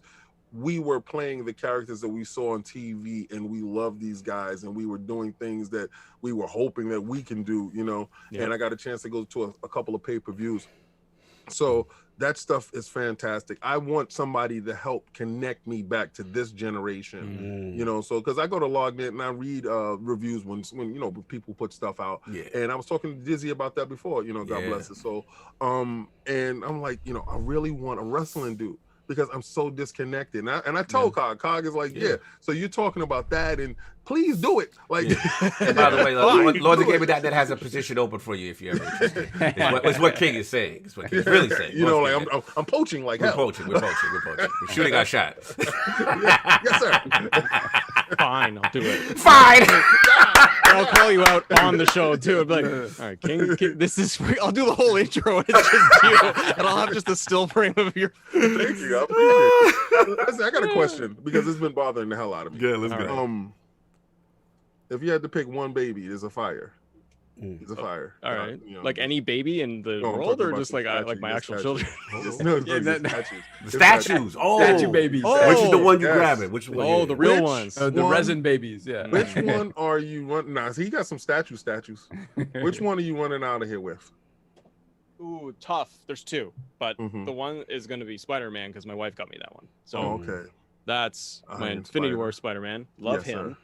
Or it's going to be the G1 Optimus Prime. Oh my man, You know let's what, go listen. roll out. Listen, okay, so in my head, I had a bet, right? In my head, I had a bet with your G1 Optimus Prime. Yeah, And bring shout that out greatness. to Bring that greatness Porsche to talk. Power. It's the cell shaded. Because Yes. I actually think I would go with Optimus because that is It looks just like too pretty. it looks just like the show. That's the cartoon right there. Yeah, Yes. Porsche Power. Shout out to Yes, Ainsley. Ainsley has the same one, and I'm like, yo, it looks so amazing. And yeah, because my eyes is really fixated right there to that side. Because also you can change out the hand or the arm. Yes. Or his blade. Yeah. Oh, you can do the cartoon to show. So yeah. Oh, that's what's So up. you got sounds that good. from Sideshow, right? Yep. Nice. That was the yeah, I probably would go with that honestly because that was the first one that I bought that I really was like I loved staring at Sideshow on the website just for weeks and weeks, and I'm like, all right, I'm gonna do this. And then Matt forgot that I'm like, oh, it's in the US and there's duty and there's shipping fees. And I was like, oh, this is not that cheap.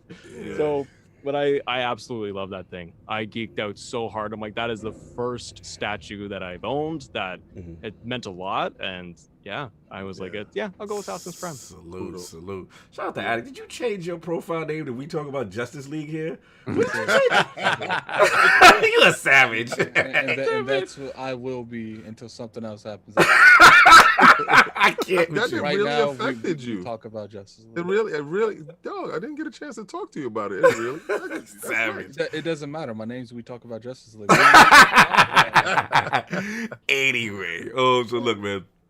Correct me if I'm wrong, Lord Assemble.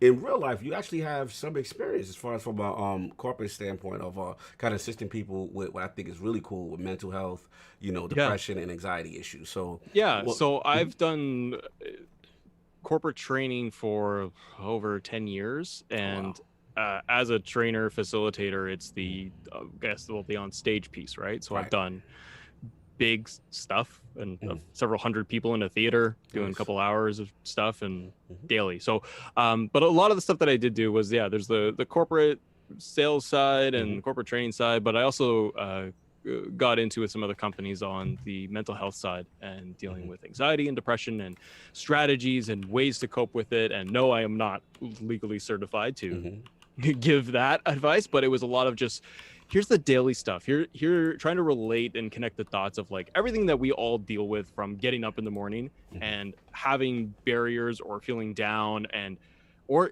really just struggles with work and colleagues, and how do I manage the stress, anxiety, frustration, all of those things, whether it's from a text, an email, whatever, and even getting, angry and frustrated when you're driving home and your phone is still dinging at you for more stuff and want more of your time, all of that. So that's what I was coaching. That's what I was training on for quite a while, and just trying to give people a little bit of help with, here's strategies, here's ways to maybe make that hour a little bit better, and just to set you up for a little more success. So that's what I was doing for a better half of 10 years, which parlayed, as I talked to my wife before, of like, it kind of has helped, I think, with me on the show, because I have no issue. Like, for a lot of people starting off, it's like, okay, I gotta get in front of a camera. You don't want to do that. That's anxiety. Yeah, there's anxiety. I'm like, I'm not used to it. King forced us out there.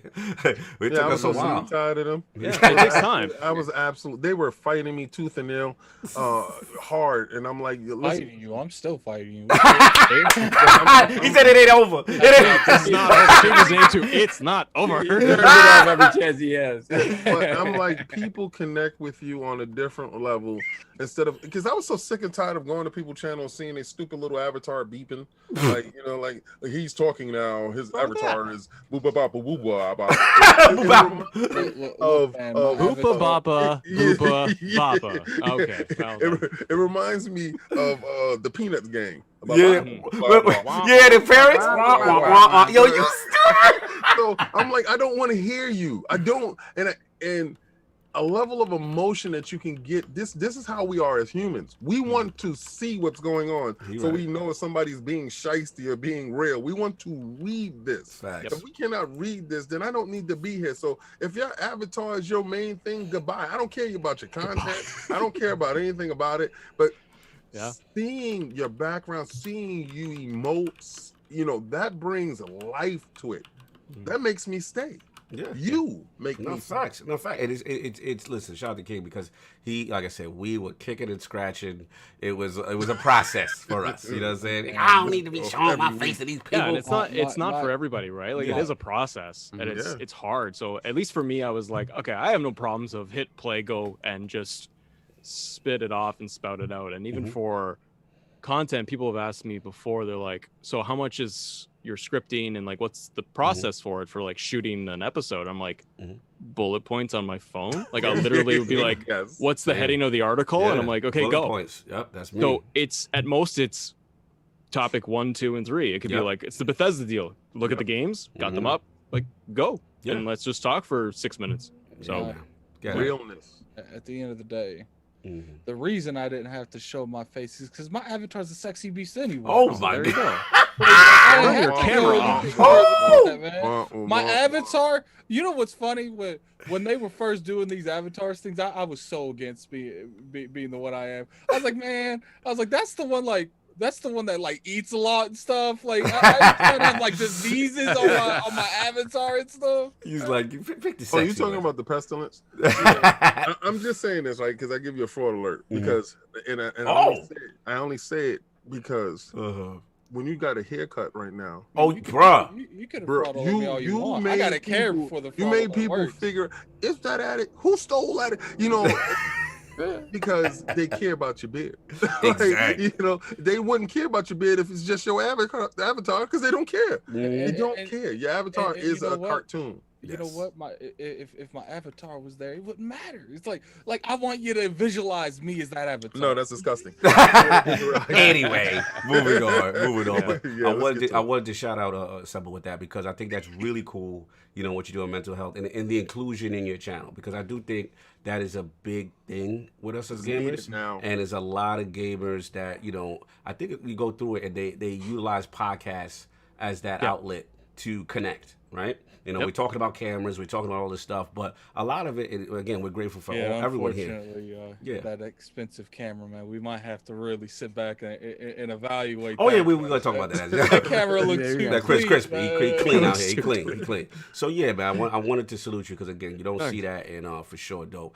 2 quick 5 questions. I want to say, as far as simple one, the history behind the name, it's got to be Marvel Avengers Assemble. Like it has to be. Okay. That's all it is. Okay, that's all it is. It was me sitting at Starbucks with my computer one morning and being like, okay, if I'm gonna do this, what do I want to call it? And what could I use something that I like and that could be I could just kind of use universally for anything. So yeah, I landed on Assemble. I don't think it was gonna be called much else. I was like, I can't use my name, so I don't care.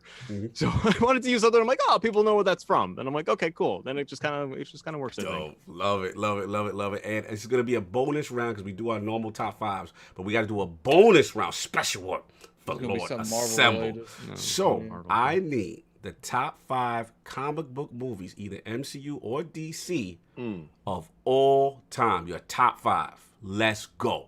Batman 1989 Snyder Cut is now going to be on my list, I think, because I am loving this thing. You said Batman 89. Infinity War. Wait, hold on, back up. Batman. That's the Keaton. Which one is that? Keaton. Okay, Keaton. Yeah, cool. Continue. Yeah, that was crazy. That was crazy. Everybody had Batman singles all over the place. Continue. 89 Keaton. Snyder Cut right now. Let's say Infinity War. Ooh. Spider-Man Homecoming. Wow. And one more. One more. Original Iron Man, because I kicked it off. Okay, so you're paying homage. Okay. Yes, All for right, that one, yeah. Trying to think of the other series. I'm like, Cap movies are great. No, take that out. Take Iron Man out, and I'll go. Which one? Winter Soldier. Winter Soldier. You are welcome back. Every single time. That was I didn't say that. I was going to ask him. No, listen. I knew what he was doing. I didn't say leading the witness. He's on to something. I didn't even say anything. What does it matter if he's leading him in the right direction? Making better choices. Listen, he's, I wasn't going to say anything, and I really hoped that you would have ended with Iron Man and let him go into the bushes. But Winter Soldier is probably... Yeah, we can hear you. We just Winter Soldier is probably their most concise movie, tight movie, from beginning to end, and fight scenes. Forget about Iron Man. Don't worry about it. Yeah, but definitely Winter Soldier. Yeah, I'm a junkie for all that stuff that you're talking about. I geek out on everything that you say, and I know how you feel about the stuff. So if somebody was to ask me that, Age of Ultron is the first one, regardless to what. Oh, no, salute it's to a you. better movie than people give it credit for. Yeah, King it's says way that. Better. King does. No, King.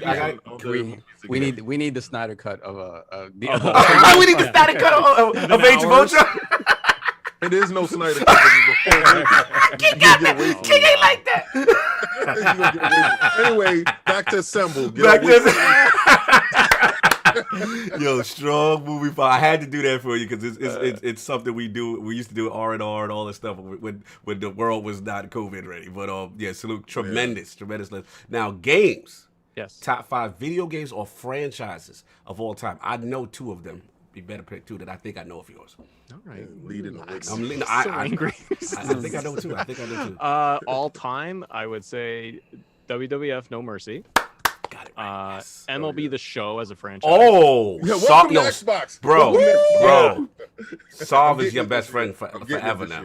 I'm gonna record my whole purchase.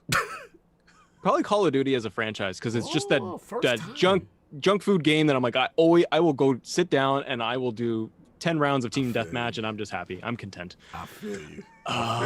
First Call of Duty ever on what you call top 5. That's what's up. An old Call of Duty too. Original. We talk about like bayonets. Yeah, I was playing on my PC. Okay. That game was a revelation. That game. I'm trying to think. There was Spider-Man PS4 now PS5. Okay. I have platinum that and beat it and gone back. So Spider-Man. If I gave like one more, I'm trying to think. One more. I'm trying to think of something old on like SNES. I mean, Mario and all of that is easy, but I'm trying to think more of just in the franchises we love. I'm looking at my shelves. I'm like, what games are out there that I'm like, oh, I absolutely love. I'm trying to think of like X-Men, but you know what? X-Men Legends is another one. It's not an absolute top 5 like of all time, but I absolutely love that. And as I look at the comic box of, I think of Maximum Carnage. Okay. Yes, Maximum Carnage. Remember that? Maximum Carnage. I remember that. Just because like that is a memory of never buying but renting all the time. Every weekend going in, and I would buy that crappy beat 'em up. Did you ever play Hulk Ultimate Destruction? Yeah, I did. That's a good game. Love that Oh game. yeah. I love that game. Wow, tremendous. Yeah, so just some of them. Yeah, bro, tremendous top 5. I think you touched every single Lord here with a specific choice in some way. Yeah, man, definitely feeling it. And last one, it would be the favorite console of all time, past or present, and why? Probably my SNES for the amount of games that I played, and that was like the core of my childhood. Or it would end up being N64 for the same reasons, because I grew up right around that time to really, really enjoy it. And every time I think of consoles, I usually go back to that. Is how many hours sitting there playing Mario Kart and Zelda and Mario World, especially. So I would probably say, it's going to be the SNES. And if I get into my 64, then I'm sitting there because I'm like, okay, I've got No Mercy and 2000 and Mario and Mario Kart and Star Fox. I'm just, so those would be my two.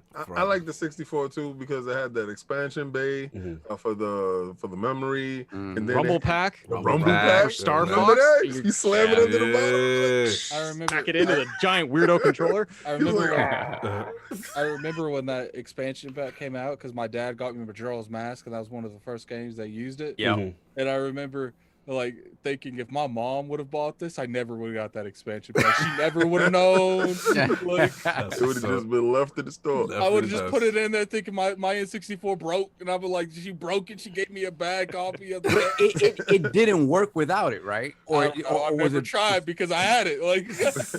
You know what I like about the N64? You gotta have like a little knife to like pry it out a little bit or something. Like... No, I did not take a knife. What you liked about 64, Kate? What you said? But what I liked about the Nintendo 64 was it was a lot of firsts. Yes. Yeah. And Nintendo is always bold 64. with everything that they do, and I try to introduce different things to our consciousness as gamers, and that analog stick. The first moment when you walk Mario up and you ease him slowly, with it, it was just it felt fantastic. Facts. You know, can we at least admit that N64 controller wasn't it though? Like, you hold it now too. You're like, what do I do? It was a batarang. It was a batarang, but it was a batarang. But different ways. But the analog, what King's saying, the precision, right? Yeah. Like we didn't have that level when you made Mario move in like a 360-degree motion, and you're like, no, you know what I'm saying? The control, but continue. It was a different level of control, and then the Rumble Pack, Star Fox, like you hitting something. Like, it was. They introduced vicious too. It's not like now where it's like all kind of casual. I know, right? Creeping up on you. Now just bang. It was very. What'd you do? I hit the start button. So I go with you on that 64. Tremendous gaming history, man, bro. We can talk on that. Next time you got to come back when you got more time. Absolutely. Brother, give me 1 second too, guys. Do your thing. Give me one moment. I'll be right back. Yeah, no doubt. But yeah, man, let's get the super chats while we're waiting on Assemble to come back. We got 2 more super chats. We have One Away Dragons with the $5 super chat. We as collectors and gamers and tech heads, we are faced with rough choices. Wife or my hobbies? Wife in the bushes, hobbies for the win, open the floodgates. One Away. There ain't no tough choices. Ain't no tough. Listen, I salute you for saying this in a dark room where your wife decides. My wife is to my left right now, and she's giving me a side eye like you're talking about wives. So it is no choice. I lost many along this road. Get down and lay down, King. It ain't no choice. This is no choice. There is literally absolutely no choice. It's either. If you ain't with me, you against me. So goodbye. It's me on the video games and the statues. It is what it. You know what it is. You gotta stop running. You guys already know me. You know me. Yeah. Oh yeah. With you, it is that situation. Yo, listen, I will be playing video. We'll be playing video games on Saturday, and my phone start to blazing, and I'm like, yo, don't call me again. Do not call me again. I'm gonna break this phone. Don't call me again. And literally, the phone will ring again, and I smashed the phone on the floor, and I said, "Let's keep going, guys." And FedEx will be bringing me a new phone the next day because she felt that she had to ship one out for me to make sure that she can have a contact with me. But at no point in time was I giving up my Saturdays for my, for other than my team. Saturdays, that's for the some hella high water. I was the squad right there. Team. Yes. Yes. And this is an extension of that. They thought for some reason that there was naked women serving hot dogs. I mean, listen. Back then, my ex-wife at the time, she was like, "Y'all gonna do what?" Like, we're going to watch movies, watch sports, and play video games. Mm-hmm. For how long? For like 8 hours. Okay. She's like, no way. Yeah. No way, grown men. Yo, what is with this misconception with Sav's got a wife? I always thought he was single player like Sav. Sav, correct the misconception. Listen, the single player part of the rhyme has to do with the fact that I like to play games by myself. Yes. On that, there is no single player. Nothing. The player part of Sovereign is over and done with. You realize just because you acknowledge that and you gave it. Now they go. Yeah. They about to go extra. No, but that's fine. I'd rather that than the misconceptions like, oh, Dallas is dissing. Yo, Dallas doing subliminal. They're gonna cut everything you say there and cut things in between it and make it sound like you're saying something completely different. Oh my god. Sav don't get no play. Speaking of which, that handsome face can't be alone for long. He definitely was that single player for a minute. Y'all don't even know, man. He was a beast. That was by choice. That was by choice. Saul was a beast back in the day. Let's move on. Let's move on. See, the wifey right there. You don't want to talk about them days. Super chat, Saul. Super chat. Super chat, Saul. We got Gaming Forte. Speaking about people on the Gaming Forte, $5 super chat. What? Lord Addict shaved his beard. Somebody must be on the chase. Trust me, I had to chase my wife for quite some time, more like 2 years. You got this. So, are there amorous reasons for the shave? Is there something going on that we need to know about, Addict? I'm not confident. So it means yes. We got 500 people. Yo, hit that like, yo. We having fun. And share it out, man. Let's get more people to go to Assemble's channel and watch this stuff because I'll be watching this stuff. Delilah says Solves exposed. Slow-mo said it's about to be a different conversation after the podcast. It's about to berate. I'm over here. Listen, the levels of sweat on me right now. Yo, look at his face. It's red. It got red. It got red. But look, man, we gotta respect Lord Assemble. He's endured extra. He went into overtime with us. Thank you. Lord, keep going. I kicked the kids outside. They got the friends over. I kicked them outside. I'm like, there's a trampoline. There's a tree. Oh, you good? So you good? So you good? Oh, I was going out. Oh, so you good to rock? Okay. Oh my man, let's go. Let's get it. Get to these topics, no doubt. Yo, you want to make that joke like go play in traffic. That it's like you're in the backyard, get the trampoline, don't kill each other. And then you realize that's the neighbor's backyard, and you just you pay for someone's watching for a reason. Goodbye. So get that super chat. Let's keep on rocking. Yeah, we got Flame $2 super chat. Chin up, Addict. The beard looks great, more stylish. Hey, dude, it does got a dip to it. I'm done. 108. We got 108. We got 108 back again. $5 super chat. Addict looking clean like a Dollar Shave Club model. Yo. 108. Addict, did you use that shave butter? You can't call him Grizzly Adams no more, man. That's just a wrap for that. Wise old gamer $2 super chat. Addict went from boss beard to peach fuzz. Buzz? Remember Beach Buzz? What? You got some old school vibes on. I know about that one. When we were trying to grow beards. My camera's broke. I don't know what's going on. Yeah, right.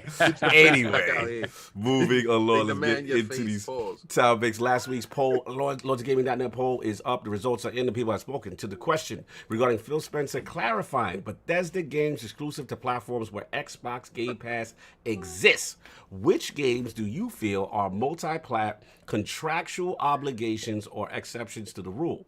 The choices and the winner of our three-way ILP poll at 86% of the vote. 86. Indiana Jones. People are concerned. Indiana Jones come in at second place at only 10% of the vote with Starfield. People feel more confident about that. In last place, 2% of the vote. I don't care about Bethesda games no more because they not on my platform of choice. So shout out to the messy 2% who voted for that. And let's get, Attic got his camera off. I don't know if he's still there. Attic, your thoughts on this? That people are concerned about Indiana Jones maybe?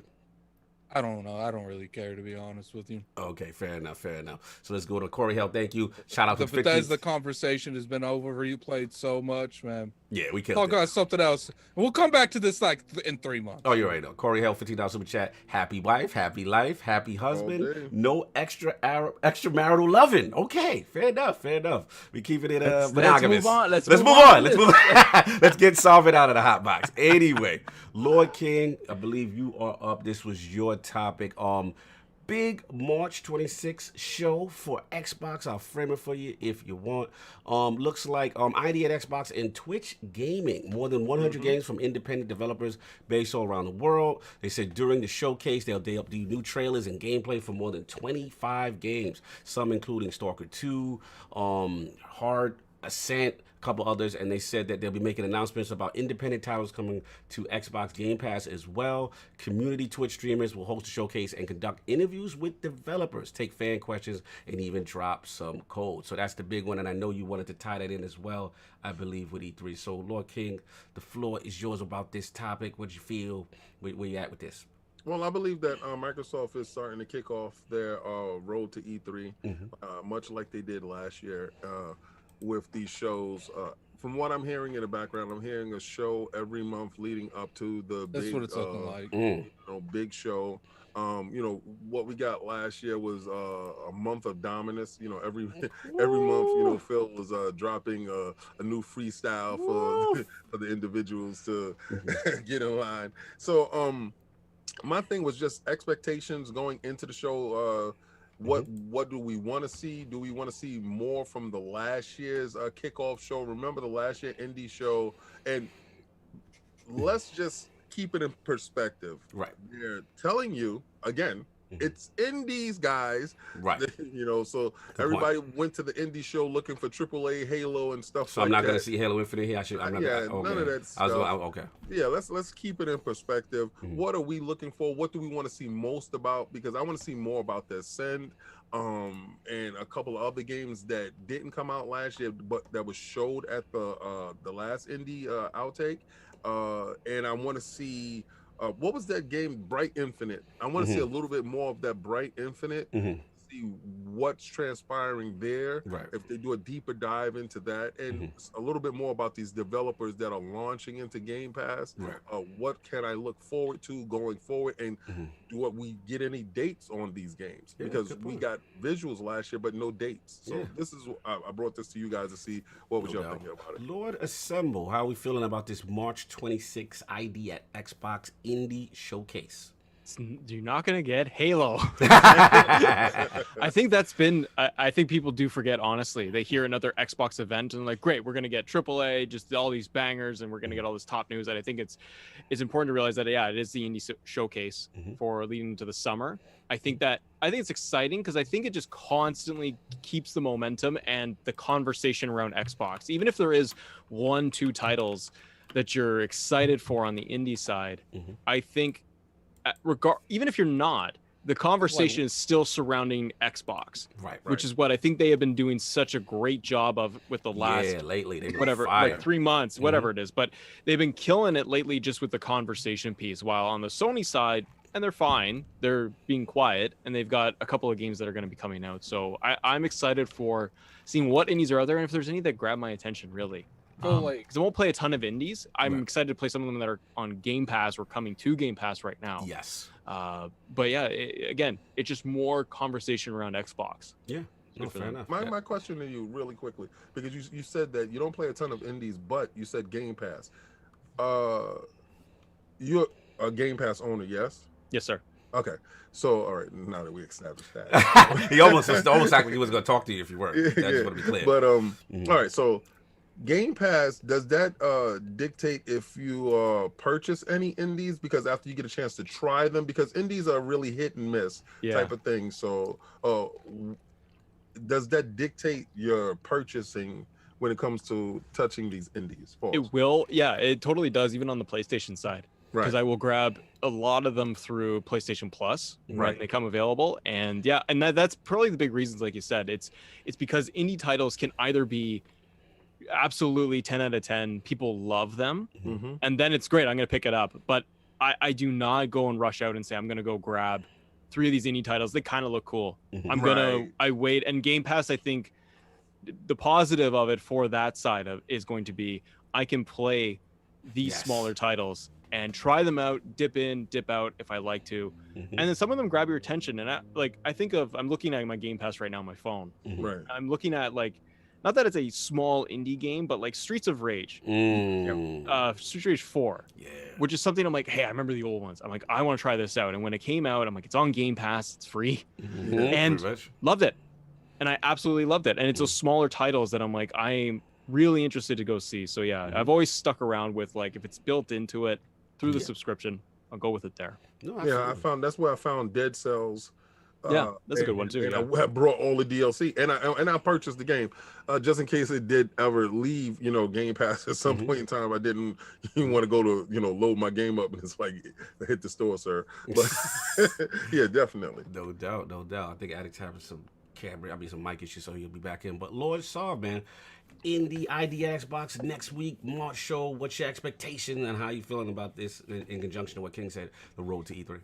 So to speak on just the sort of the cadence of how they're doing stuff, I appreciate the fact that they're being very upfront about what they're going to show you and not show you. I love the fact that Aaron will come on and be like, set expectations, and then he'll lie to you a little bit, and sometimes there'll be a bigger announcement there than but I love when they do that though. Set expectations. I love that, and the fact that they're building up to the big stuff, obviously in the summer, right? So you start with the indies, you get people excited about that. Maybe give us a couple of release dates. So I like the fact, and I think actually when you think about this sort of partnership with Bethesda and the fact that when they had that round table, you realize that they were working in conjunction as opposed to Bethesda just being under Xbox. They're learning from each other, like they said, and it's obvious in how it feels like Xbox is. We're gonna ramp things up. We're gonna try to get to the point where when we get to the summer showcase, I think is really gonna be. They're gonna know how to drop the mic. Something that we've sort of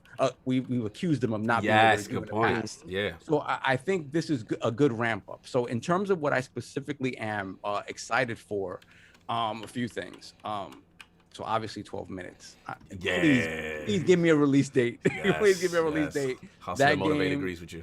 I so badly want to play that game. Better yet, man, people 12 minutes, man, hit your boy up. Let's get them codes. I like that. 12 minutes it's one of the games that's been in the indie scene besides something like Star Renegades that I'm just I gotta get that. For sure. Listen, if James McAvoy is listening, you can come on the show. Love to have you on the show. Absolutely hit us up. So we have that. Then we have Tunic. Yes. Tunic. I can't wait for Tunic. Again, if you're a Zelda fan, you look at Tunic and you're like, I've been seeing this for the last five years though. Yeah, for whatever reason, it's taking forever. My excitement for that game has definitely went down the hill. Yeah, just because it's been around so long. What was the other idea of Xbox game that took forever to come out? It was Below. No, Below. Yeah. Below took a minute. By the time it came out, the wind was a little bit out. It was out of its sales, and then I got it. Then it wasn't what I thought it was. It was really hard. That was a difficult game. Super difficult game. And then the last one that I saw like Dark Soul people Yeah. They dropped that game because it. Oh, I thought you was about to say I actually ended it. I was about to say what? I know how he I did. didn't even start that game. Oh, okay. Yeah, but that game again, the excitement because it took so long, and then another one that I'm super excited for is Stalker 2.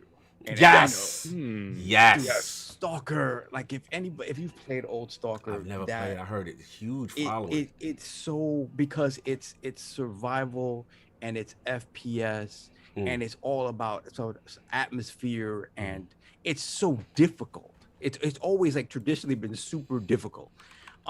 So I want to see how they evolve the Stalker formula because obviously if they make it just kind of like old Stalker, you're gonna find the crowd for that, right? But if they do things to bring more of the mainstream in and sort of streamline some of those systems and make it so that it's more accessible to people and it doesn't come off like just like a straight survival sim, Right.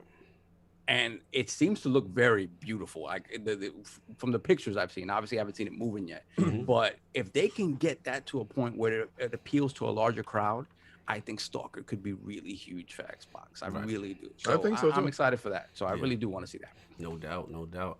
Lord Attic, you are back. So ID at Xbox March show, like, are you excited? And what about to King's Point in Road to E3? How you feeling about this? Look, man, I'm excited for this indie thing because I'm a content creator. I'm selfish 100% right now. I know whatever they announce in that conference or whatever they want to call it, that stream, it's gonna be gold for my YouTube. That's what this is about. That's what it's about. Addict's World. Listen, Addict, you fed the masses a few weeks ago. It's only fair that they reciprocate. You had the quote of the podcast. I told. Well, it's the people, bid, I don't man. care. It's the bid. They're gonna tune in for the bid. They don't care I what told Microsoft people. is showing. They showing up the bid, baby. I don't care what what Cog wants. I don't care what Cognito wants. I don't care what Stall wants. I care what I want. Like, Clearly. So you know, sure they might show some like dirty gems next week, but but guess what? Dirty gems. But guess what? Those dirty gems gonna give me a few thousand views. So you know, it is what it is. Like you think I've reviewed nothing but quality, amazing games on my YouTube channel? No. Do you think I care to review them? No. But do you think I review them? Absolutely. Oh my god! Oh my god! He got assemble dying right now. There's that monster drink he get. Get that monster drink out of his hand. Look, the man said he excited because his channel about to be lit. He said, "I can't wait till next week. I can't wait till next week for more videos, new content." Salute for the honesty. It's all the numbers game. That's all. Yes. You already know, man. But look, man. Oh, just get the super chats real quick before then I'll jump in. All right, give me a second. We got Eagles fan 76, $5 super chat. King, what's your thoughts on these 720 TCLs complaining on Twitter about having to pay for a one-time fee for Dolby Atmos and having Dolby Vision fee? Yo, we talked about this background. So we're godfathered and Assemble said that, he had to purchase, I think it was like a year or something like that, a year out or whatever. And I didn't know this was a thing, to be honest with you guys. I really did not know it was a thing. I do apologize for you guys not being on the forefront of this stuff early on. But you TCL dudes, I told you you're pinching and saving. You said I didn't need Atmos. Now you need Atmos. Now you got to pay for it. Listen, are you saying like this is only a TCL issue? So someone this is like very small demographic. You know what it is? This is, first of all, this has been around forever, right? Yeah. So this is not something new. And they bring it up like it's an Xbox issue. Yeah. Like if you own a Samsung TV, you don't have Dolby Vision. The only reason that this is an issue is because a lot of them are on PlayStation and they don't have that. Like it's easy. But you got 3D audio. It's the truth. Though. Listen. Like, do they have a Dolby Atmos on PlayStation? No, they don't. They don't. I'll tell you this. So obviously, you're not paying for a headset you don't even have. But it's a talking point. It's a talking point. It's a fanboy talking point between Tempest. What is it? The 3D audio. The that Tempest Sony audio. You got that 3D audio. Basically, the fanboys are trying to say their audio is better than theirs. You know and why you got to this pay audio- for yours. And that's what You know why this audio stuff is coming to play, right? Right. Okay, the headset. Sony in the beginning put their headset out, and it was it's this 3D audio. It's a big thing. So that came and gone. Microsoft waited for the conversation to die down and said, here's a superior headset. Here you go. And it has these features. Right. And then they went to look at their features on their headset and said, we don't have it. I want this. Yeah. And then they found out that they had to pay for it and said, Microsoft is demanding money. Listen, Hold on, as somebody who owns the Pulse headset and listen to the Tempest, Yes, please, the Tempest audio stuff is great, but like Mark Cerny said, this is specifically for games on that platform. That is a bespoke thing for them. And then, so it's not, you can't use it in movies really. Right. So it's, you know, obviously with Dolby Vision, with Atmos, Windows Sonic and stuff like that. All of those things supported on the Xbox side. The variety is there, whereas Tempest is not. And the other, hold on, let me jump in too, because the other point is, and correct me if I'm wrong, Sav, is that with the Tempest system, with this 3D audio system that they're using, that's exclusive, specific to the peripheral, to the headset, as opposed to like an audio codec, like for example with Atmos, you can have that in your surround, correct? Yeah. Specifically, I think yes, it's true. Yeah. I don't think you plug in any old headset and you can do you know that virtual surround. Right. Because Atmos is part of home theater setups as well. Yes. Right. Okay. Continue. It's universally Atmos is you know, the way to go. This isn't like mail me your ears. We got you, Attic. And we got to mold it to your earlobes. This is for everyone. You know, you can partake too. You didn't partake early on when it was free. Now you got to pay a fee. This is what happens when you're late. See, before you can get into the club free before 11. After 11, you got to pay. It's King's Clubhouse. Past 11. King's Clubhouse, clearly. You got to pay Time is now. it? It's 11:05. Get out the door. Anyway, Attic, what you want to address? Attic, address what you got to address, bro. I think there's a lot of new people in the chat that haven't they haven't seen. We got to off with their heads? Slander. No. It's look. It's an inside joke. It's not meant to like offend anyone that got TCL TVs. Like, oh yes, it is. Oh my God! I don't care. We're not shaming you for not having the the TCL. Don't listen to this man. If you can pick your TV up at the door when you're walking out with a bag of popcorn, that's not the move. Don't listen to this man. Okay, if you got a TCL, it works for some, not for all. All right, so it's there. Did you get a comforter and some sweatpants and a Oh my God, yo! You know Wow. You pick your TV up with some Raisinets. God bless. 6 packs of razors. I'm done with y'all. Gatorade. There's some dudes out there that will hit up people with these nice TVs that can do 120 frames per second, right? And then they get these weirdo televisions that they got to add extra cables to, they got to add extra wires to, they got to get a run back through, and that stuff is not necessary when you purchase the premium. Okay, then let me just say this. That is not the ILP. Those thoughts reflect the opinion of one man. King is going to shame you for having a TCL. The podcast is going to shame you for having I will say this to you. This is a disclosure. If you think that you're going to get the best experience out of a television you can pick up on the floor at the door, this is for you. Oh my God. Just everybody in the chat, just remind King that TCL is the best-selling TV on the planet. Because the majority of people don't care. But you know, in like the top 10 of the best TVs last year, that Series 6 was one of them, right? Anyway, let's get back to the super chat. This was Dolby Atmos. Yeah, we just went left. We went left. Let me get my brother. Don't try to tell me about TCL. And I know these dudes. We went left. Let me shout out to my bro. Did you buy fertilizer and a TCL? I can't. It's at Home Depot. When you can buy your TV at Home Depot. Yo! Thank you, Assemble. That was great. Savage. Anyway. Get a snowblower and get your television. How do you get a TV at Home Depot? It was on sale. It was at the front. They're in the shopping cart.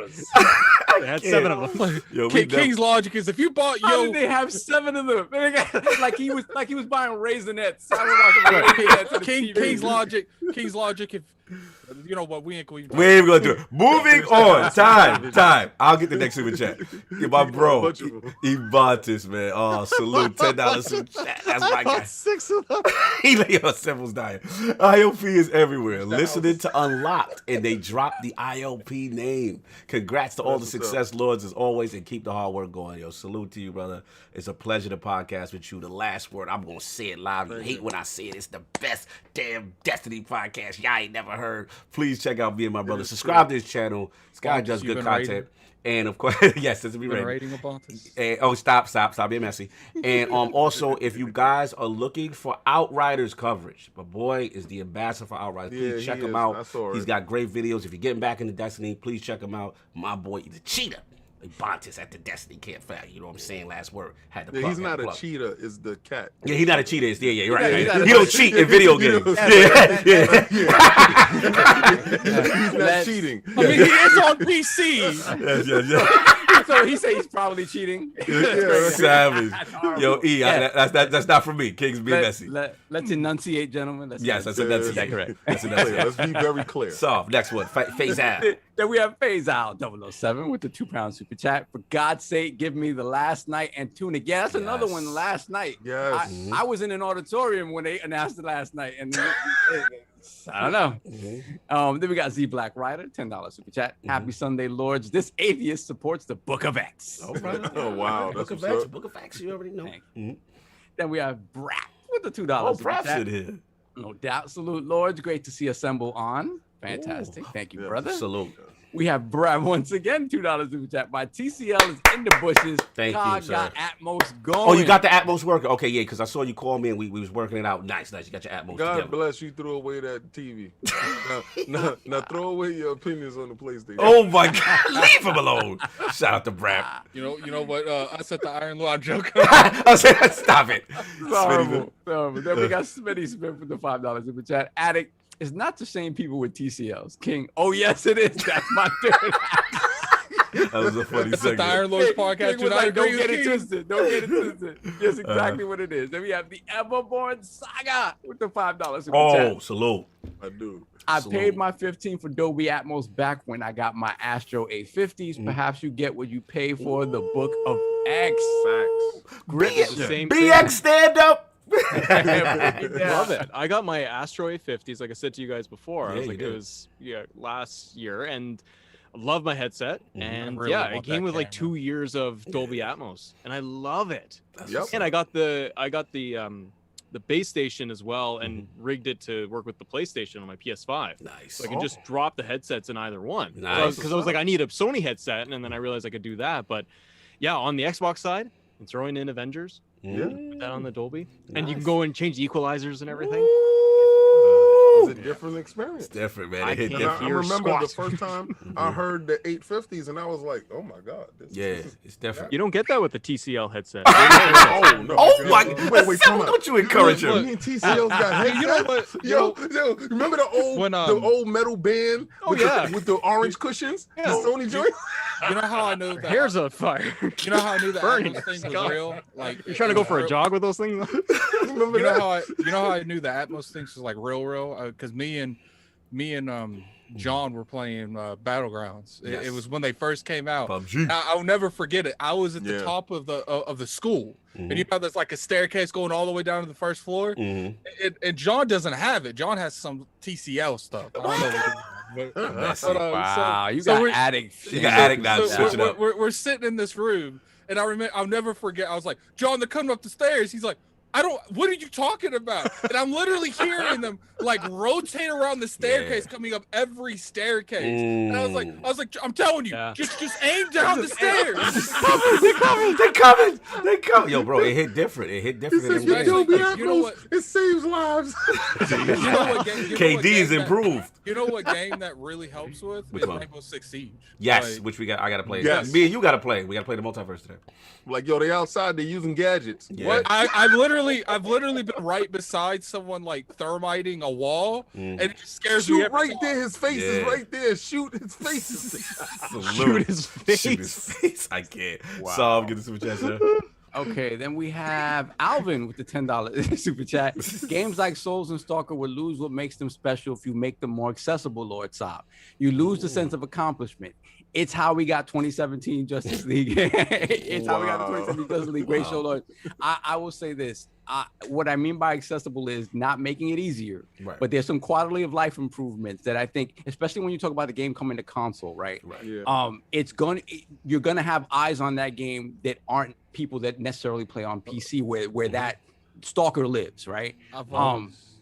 I want it to stay hardcore, yes, but I don't want it to just die on Xbox. Okay. That's my word. I've always had the mentality when it comes to the hard games. Like, if the developers want to put in some easier mode, I don't really care. Like, and this is coming from someone that plays almost all of them you could think of. Like, like I don't think it's gonna devalue the core experience of the game if once the game's done, they're like, let's put a mode where you take more. It takes more health to kill you. Like, I don't think that exists. I think people like to put like a false reality. I saw a Control developer just mention that same thing, you know, because a lot of people weren't ending the game, but then when you have the auto aim and one hit kills and stuff like that, they noticed that more people were ending their game and getting to different parts of the game like 20 hours in, where sometimes people will stop playing. If it gets too difficult for a certain demographic of people, they would just move on to the next game because,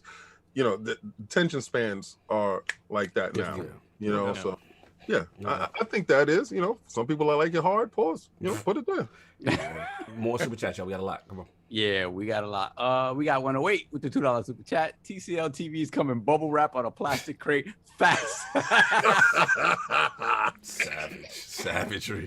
Continue. Then we got Adam Mass with the £2 super chat. XCOD going 1080p with Series X blades. Yes, that is on its way. Then we have Flame with the $2 super chat. You pay extra for the best, which is why I got a C10. Yes, sir. C10, not the best, but that's fine. Well, don't be disrespectful. Well, dudes is really trying to save $500. Just pay the $500 because you're gonna pay the $500 in wires. So just get a better television. So are we No, done with the super nope, chats? still got more. Oh, we got plenty more. We got Cowboys Fan 04, $5 super chat. Every TCL TV comes with a $20 Instacart coupon. Get your groceries and your TCL. That's right. It's all I TCL want some talk. broccoli.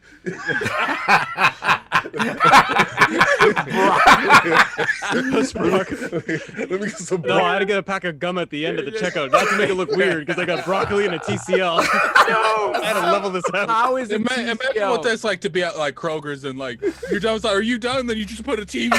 Yeah. It's like the TCL's an impulse buy. Like at the checkout. Do the giveaway. And what you can do to make it look all nice, you put the TV in the middle, like stack the groceries around the TV. Yo, I'm done with y'all. I'm done with y'all. You know the girl at the checkout when she's like, "Do you want the item of the week?" Which is like the toothpaste. And she's like, the TCL of the week. Thank you. I appreciate it. I can't. So Wow. He got the coupon. The Iron Lord, Lords. yes. This does not reflect the opinions of all the Iron Lords. Moving on. We have Clutch Man, $5 super chat. My super chat works again. Love the Xbox headset. And locked in on an X for my cousin. Pleasure Misty to the best podcast on the planet. Thank you. Thank you, brother. They said they wilding on TCL. They There going we on. Then we have Stitch, $2 super chat. The Switch Lite has better resolution than TCL Oh TVs. my God. Yo, we gonna lose that sponsorship. It's sorry over. for next week. It's over. Continue. Then we got LordNator with the $5 super chat. My cousin asked for a good TV for his PlayStation 5. I tell him to buy a TCL. Wow. Well, they got variable You resolution. don't like your cousin, do you? You know what? So you know don't what like would your be- cousin. You know what's gonna be like the true testing ground for King. Mhm. King low-key sold out for those statues, man. He got to get rid of all the DC statues. Mhm. That's just TCL pulled up in his. Here's the bag. Say He's the nice bag. stuff. Oh, And that's I'm not it. talking about a little bag. I'm talking about a big bag. Say nice stuff. Yo, Sad. the entire basement will have TCLs on the wall. Yeah. He gonna be the ambassador. They're gonna reach out to him to convince him. If they give me the mini LED that can actually do 120 frames, Oh, did the slander go stop? and they actually step their bezel game up They and put they it can in a give box, me not 12 bubble bits. wrap it. Put it in a box. Yeah, and actually literally, I can go to the back and get my television. Please bring my TCL from the back. Not off the floor. Yeah, not on the floor. Okay. I'm just shaming the floor purchasers. You know, this is a difference. Like, I see you guys all the time. Mm-hmm. I go inside the Best Buy and I talk to the guy and I'm like, yo, did the new television come in from the CS show? Mm-hmm. Oh, yes, Mr. Johnson. We have your order. Thank you. Mm-hmm. Okay, cool. Ship it to my house. Thank you. Have a nice day. Mm-hmm. And I go and you pay. You know how real people pay and leave and they don't take anything with them. Right. Now, when you go in there, you be like, "Oh, the TCL 900, yeah." Nobody goes in for the TCL. They don't call ahead to Best Buy and say, "Hey, do you have any more of the TCLs?" Could you hold one for me? Yo, I'm done. I'm done. We have 1700, sir. Right this time. I can't. They're all the whole stores. Yo, we wildin'. Okay, you have a partner in crime here. Yeah, somebody go in there. It's like you walk up to someone, you ask them, can I buy this TCL TV? And they give you directions to another warehouse. Yo, I'm done. Moving on. We have a lot of we got a lot of super chats. We got Brap once again with the $2 super chat. King, my Series X came with a bag of mulch. Wow. Yeah, that's nice, but you got one. I thought you wasn't getting it. I thought you had a powerful PC. Leave him alone. Don't come for me. I'll get you. Don't come for me unless I send for you. He's gonna be able to plant his flowers and watch TCL at the same time. Well, he got that moat so he can bury that PlayStation. Time! More super chats. Then we got Eagles Fan 76. Thank you, boss. I appreciate it. Eagles Fan 76, $2 super chat. Salute to Atmos and Dolby Vision, the Book of X. No doubt. Then we have Z Black Rider, $5 super chat. Need to set you straight. Xbox Atmos works with any headset. It's simulated Atmos. Yes, I don't know who said otherwise. Yes. It's just whatever you buy it for. Yeah. That heads, because there are certain headsets that are more capable of doing it than others. No doubt. Continue, sir. Then we have ABBA with the $5 super chat. Insider programs for Xbox Series SX are testing games with Dolby Vision. Yes, somebody asked Jason Ronald this question a few weeks back. Yes, talk your talk, talk your talk, baby. Woo. The games they're testing so far are what? BL3? Yeah, Gears Borderlands 3. Borderlands 3, Gears 5 Reckless, and Halo Master Chief Collection. Yep, I'm mad. I don't have the update. Continue. Nice. I think that's like Ring 1 or something like that. Then we got the Wise Old Gamer $2 super chat. Can I get Dolby Atmos on my Miracle Ear hearing aid? Oh my God. Savage. You probably got it already. You probably do. Continue. You've been Wise Old Gamer once again with the $5 super chat. Apparently, TCL hands out medical licenses. The docs who almost killed me must have gotten their doctorate from TCL. Oh my God. Lord. Moving on. Well, we're glad you're here. We're glad you're here, sir. You're certified. Surge of the TCL hate going through. This has been great. We literally made our own. I can buy vitamins and I can get a TCL. Yeah. Wait, listen. When you get that you're gonna buy that nice check from TCL. But remember, you're gonna buy a TCL TV. It's gonna have vitamins taped on the side of it. Moving on. Time. Give you your prescription and then give you your TCL. Time. Moving on. Fun speculation, $5 super chat. Oh, Keep up homie. the great content, Lord. It's great to see Matt on here. Thank you for shouting out his government name. We're perfect. Yes, salute. Not only is he a great creator, he is also a great supporter of the community. Respect. Thank you so much. Sir. Hello, Matt. Salute. Salute government. Whoa. Hold on a second. We got jump. I know it was Smitty Smith. Yeah, they clowning you. Saab using his superhero name. Saab needs to put his glasses on. Yeah, you see me squinting, right? It's Yeah. about that time. Smitty Smith, $2 super chat. Well, damn, Assemble is out here destroying TCL. That's my guy. Then we have 108 Dragons, $2 super chat. ILP will be the reason no more TCL sell ever again. Then we have Flame, $2 super chat. If you bury a PS5 in mulch, do you get RDNA 3? Wow. There's just no way the amount of time that TCL is slandered on the show that some community manager gotten back. have not seen it. Yeah, we're done. No, I'm willing to bet you they've already seen it. No, they've seen it. You don't get RDNA 3, you just get a faster SSD. What else we got, Saul? We are caught up. Yes, we're done. Jesus. Right. All right, I'll give my Let's thoughts, and then we can move on. Yeah, look, the Xbox, salute to them, man, because, Chris Charles and the team, really good to see. Because remember, y'all, like, in the beginning of the Xbox One gen, Yeah. Xbox wasn't in the space correctly. There was a lot of issues with devs. There were a lot of issues getting indies over, and Sony was in pocket. They had the the reso guns. They had the greater relationship, the more commitment to indies, kind of thing. So it's good to see Xbox kind of now be dominant in the space. And again, 12 minutes. I want to see Ascent, Stalker 2. I mean, they made a statement, I think, about what specifically is going to be seen, but I think it's still going to be showed out there.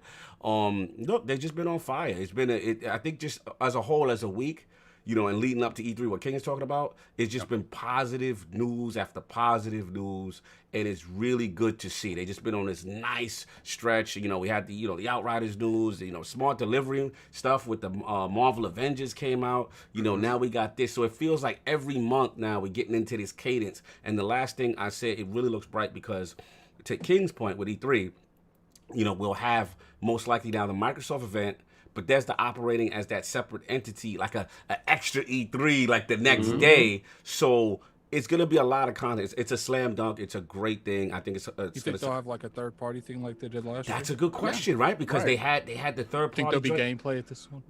I don't think they're going to make the same. I don't think. I really don't think they're going to make the same mistakes. I don't think so. Yeah. Especially with Bethesda's team, their marketing team. Pitching in. Yes. Because Aaron Losey ain't having it. She ain't having it. Both Aarons there. Yes. I think they will work in a Batman Robin type of situation, and they will fix whatever issues. Like I think Aaron, original Aaron for us so far, will bring heart. Because he really cares, right? And I think new Aaron will bring that punch. New Aaron, the double team Aaron. That double, you getting double dose of Aaron over there. You guys hear me? I hear you now. Yeah, you good? Yeah, I'm because my YouTube is frozen. Oh no, you Gucci.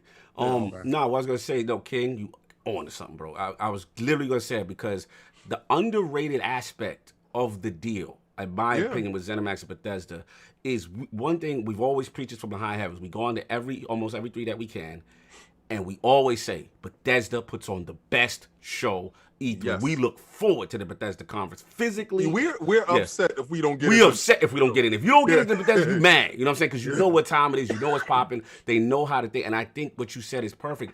Their marketing team and the way they celebrate stuff to be now integrated into Microsoft, to help Microsoft. Because let's be honest, we always be like, Microsoft, what's up with the marketing sometimes? That's the problem. Right. It'd be hit and miss. They know how to sell the fight. They got that flair. Right. And they know how to do the mic drop. They know how to do this. I think they helped with that Bethesda round table. Yes. And the video. Yes. I think they really had because that was, to be honest, I ain't gonna.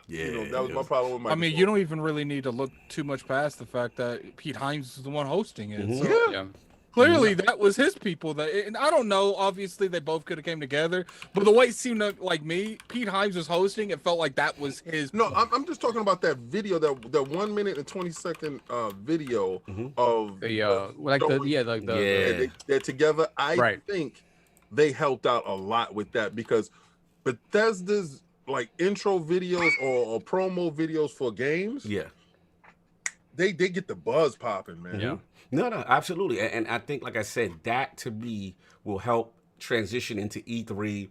And again, I'm just excited. And again, I wish my brother was here, Dizzy, because we were talking about this, is that our only fear was like, we didn't want them to merge it into one thing where it's just too much news, it's too much on one day. Right. Now it's almost like you're getting 2 shows, you know what I'm saying? Yes. So that's the part, you know what I'm saying, me and Dizzy would talk about, and it was just lit because, now, I'm just excited. I think it's a perfect marriage. They've had the relationship from way back, you know what I'm saying, since Morrowind and all that stuff. And overall point with this thing, I think this is a good stepping stone with again, keep expectations in check. It's going to be indie games only, but we're just getting more Xbox news. Halo's going to be there. No, they're going to show like 100 games. I just want to say this. There's 500 plus people, almost 600 people here. Y'all having fun. Y'all laughing. Assemble only was going to give us an hour. Yes. Please, I mean, share this out, get this up. Let's subscribe to his channel. Let's go. Respect this man's time.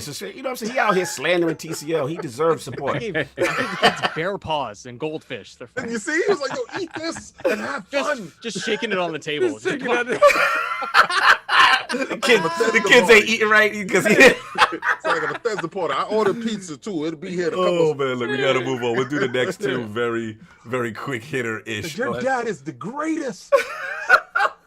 Anyway, I'm here all the time. So you want to get the super chat before we move on to the next one? Yeah, we have the wise old gamer once again, $2 super chat. Did Adam cut his beard using a razor from TCL? Oh my god! No, that's just because I just trimmed it. I didn't shave the edges. Thank you for your edge comment. For the details, I appreciate it. Well, no, like my beard just grows so fast. Like literally, like it's already starting to come back already. Like. I would steal his beard energy. Just sit there siphoning. So I've got the glasses. We ready? Let's go. Yeah, I can see again. Then we have Rocker Corey, $5 super chat. You guys are so funny. I laughed so hard my coffee almost snorted out of my nose. That's the Lord's work. Xbox is making moves to change the mind share lately. Yes, they are. Yes, facts. Yes, they absolutely are. Then we have Mass Erect with the $2 super that's chat. it with that name, bro. That's my man. Yeah, I heard them TCLs come with our DNA. Yeah, that's the extra RDNA that the PlayStation. So if you take your PlayStation 5 and you put it with a TCL, you get RDNA -1. Moving on. Then we have Evan with the $10 super chat. Sony bought Evo since they won't have games to announce at their events after filled by Sega and Capcom.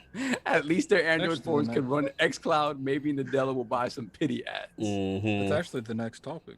Yes, we're about to do that. Are we caught up?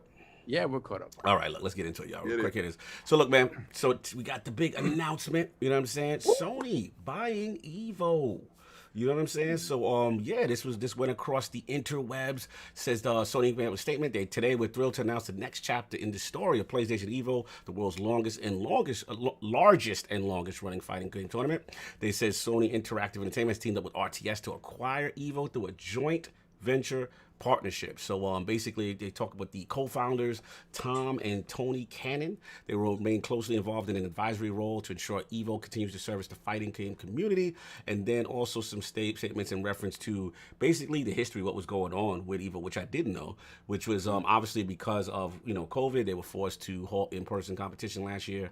The organization's makeup event EVOOnline was then shut down for allegations of sexual misconduct, which I did not know. I had no idea this went on. Kind of crazy. Yeah. So basically before the announcement, the future of Evo was in flux, and then other statements was made in reference to, I guess there was some concern that when Sony purchased it, that because it's Sony, that there would be it wouldn't be any multi-platform tournaments. And they actually made a statement. It would be open to games on all platforms despite its new PlayStation tinge ownership. And then they made a final statement. That's cap. Okay, I'm just repeating what they said. And they just said, basically, they realized how important this was. They want to thank everyone for the community. So, and Evo said they're thrilled to work with the teams at PlayStation and RTS to bring you Evo 2021 online this August. So more information will follow. So look, this went across the interwebs this week. There was a lot of comments here and there about this stuff. So Lord Assemble, Evo being saved by Sony, the purchase. What do you feel about this? I think it's good for Evo. I mean, to be purchased by Sony, I think it gets the branding behind it. Sony's got a ton of fighting games, and to be able to kind of own that space and narrative. And I'm thinking of kind of like Microsoft doing with Bethesda deals and all these acquisitions, and not to go there anymore if we have, but really just try to own different spaces in different markets. And I think it's kind of maybe it's the only step in going down that road of that market, of going to the fighting game market. But if Sony's got that name behind it, or excuse me, if Sony is owning that naming and that brand, it just I think opens up the world more for streaming, for these events, and you're getting the large Sony brand behind it, and that's going to be good for them. And I think it's good PR, and it just broadens it again for a lot of the fighting games that they have on the Sony side. That's a good piece. That's a lot of legacy with Sony. And to kind of bring them together, I think it's good for Sony. And because of all the allegations and what was going on with all the misconduct, I believe some people like very high up at Evo and where this was going on. I think they got to a point, in my own speculation, I would say they got to a point where like, look, we can't salvage this. Our brand and what we have done and all of this coming, like, it's not good. So for Sony to come in and go, let's just take it. made an offer, and we're done. Yeah. I think it's kind of the best of both worlds. No doubt, no doubt. Well said. Lord Addict, fighting game enthusiast you are. What do you feel about this? It's literally, I couldn't care less about the whole Evo thing. Like when they said Evo, like I knew what Evo was because I'm not dumb. But you know, I remember I saw a lot of people on Twitter says, Evo, what game do they make? Oh my God. Jesus. It's like, look, like I do think that people are taking away from it a little bit too much because at the end of the day, I do think it would be easier to go to people like Capcom and stuff and work out some type, you know, even full exclusivity Street Fighter. It's like, look, like we own Evo. That's literally where you shine. Like we'll give and stuff like, you know, they say, well, we're gonna do multi-platform stuff. They'll do multi-platform stuff, but Sony's definitely gonna be like, get PlayStation. Like, Well, they're gonna have Well, that's what I'm saying. Like, they're gonna do multi-plat stuff, but they're talking about we're still gonna let the Nintendo Switch and play Smash. Like, that's literally what. Got no choice. You get what I'm saying? Like, I get what you. I guarantee you there'd be very little Xbox stuff going on at EVO now. Well, Xbox very don't have remember, games. and remember, it's not PlayStation who bought them. It's Sony Interactive Entertainment. Yes. They operate separately. Yeah, but Sony's still going. No, to we're the gonna keep the brand- same energy. We're gonna keep that same energy. But the branding, like it's one of those things where they're not going to be able to get away with like it's only PlayStation. They can't. Yeah, no. I understand what you're saying, but we're gonna keep that same energy, like we do. We're not gonna separate. What I've noticed on Twitter is people like to separate Microsoft from Xbox, and we're not doing that no more. Okay. We're gonna keep your companies as a whole. We're not doing that no more. Okay. That's right. We're not doing that no more. He's like, we're gonna do it so that it fits my narrative. Listen. You know what true bosses do? They skew it so it look right for them. I feel anyway. I feel that. So we're going to allow y'all to have that PlayStation purchase, and y'all got that. Y'all Sony, y'all got that. Y'all got that. In other news, Microsoft brought Blockbuster. Are you? Did you get that? Yes. Did you get how stupid that was? It was dead, right? You brought something dead. So Evo to me is dead right now. Like nobody went because they had to be shut down. So you brought something on the cheap. You saw something on the floor like a TCL. Let me get that. I do think that has a lot to do with it. I think they probably bought Evo for pennies on the dollar. Yeah, they did. And I pennies on the think dollar. when it's coming down to it, let's be real here. Like they can use that to elevate the PlayStation But brand. Like, what happens if this happens? Can I talk? Yeah, but I'm just saying, like, what happens if this happens? What happens if Microsoft actually buys Capcom and Street Fighter is a Xbox exclusive? How does your Evo smells then? I just like a TCL. I get that, but like unless that's already been made, I don't see that happening now. Like I don't see Capcom. I don't see who makes Tekken. Namco. I don't see Namco. I don't see any head-to-head fighter like even being marketed by my Xbox now. Because like at the end of the day, because look, their highlight. He's right. They want to go to EVO. They want to be a huge presence at EVO, and if they're being marketed by Microsoft, even and this is the Sony thing, gonna look at them a little. None of these games, even what's weird about this purchase is that they had that cachet already. If you look at the vast majority of games that are played at EVO, apart from when Killer Instinct was there, apart from Smash, they're played on PlayStation consoles. Yeah, that's true. So this is kind of like a technicality, right? Like So now it's just a matter of the branding is going to be PlayStation. And like Addict said, I think in our chat, when we first heard about this, I made the joke like, oh, they bought fighting games. Because that's what they did. They bought fighting games. They all of the buzz around fighting games is now going to be Sony buzz per se. When Sony goes to Capcom, when Sony goes to Namco, and they were like, look, we're interested in marketing your game. Like they could do something Microsoft can't do now. It's like we could put a huge focus on at EVO, like literally they're pinnacle, like that's what all of them want to do. Because if they're big at EVO, it's probably going to lead to sales more in the next game.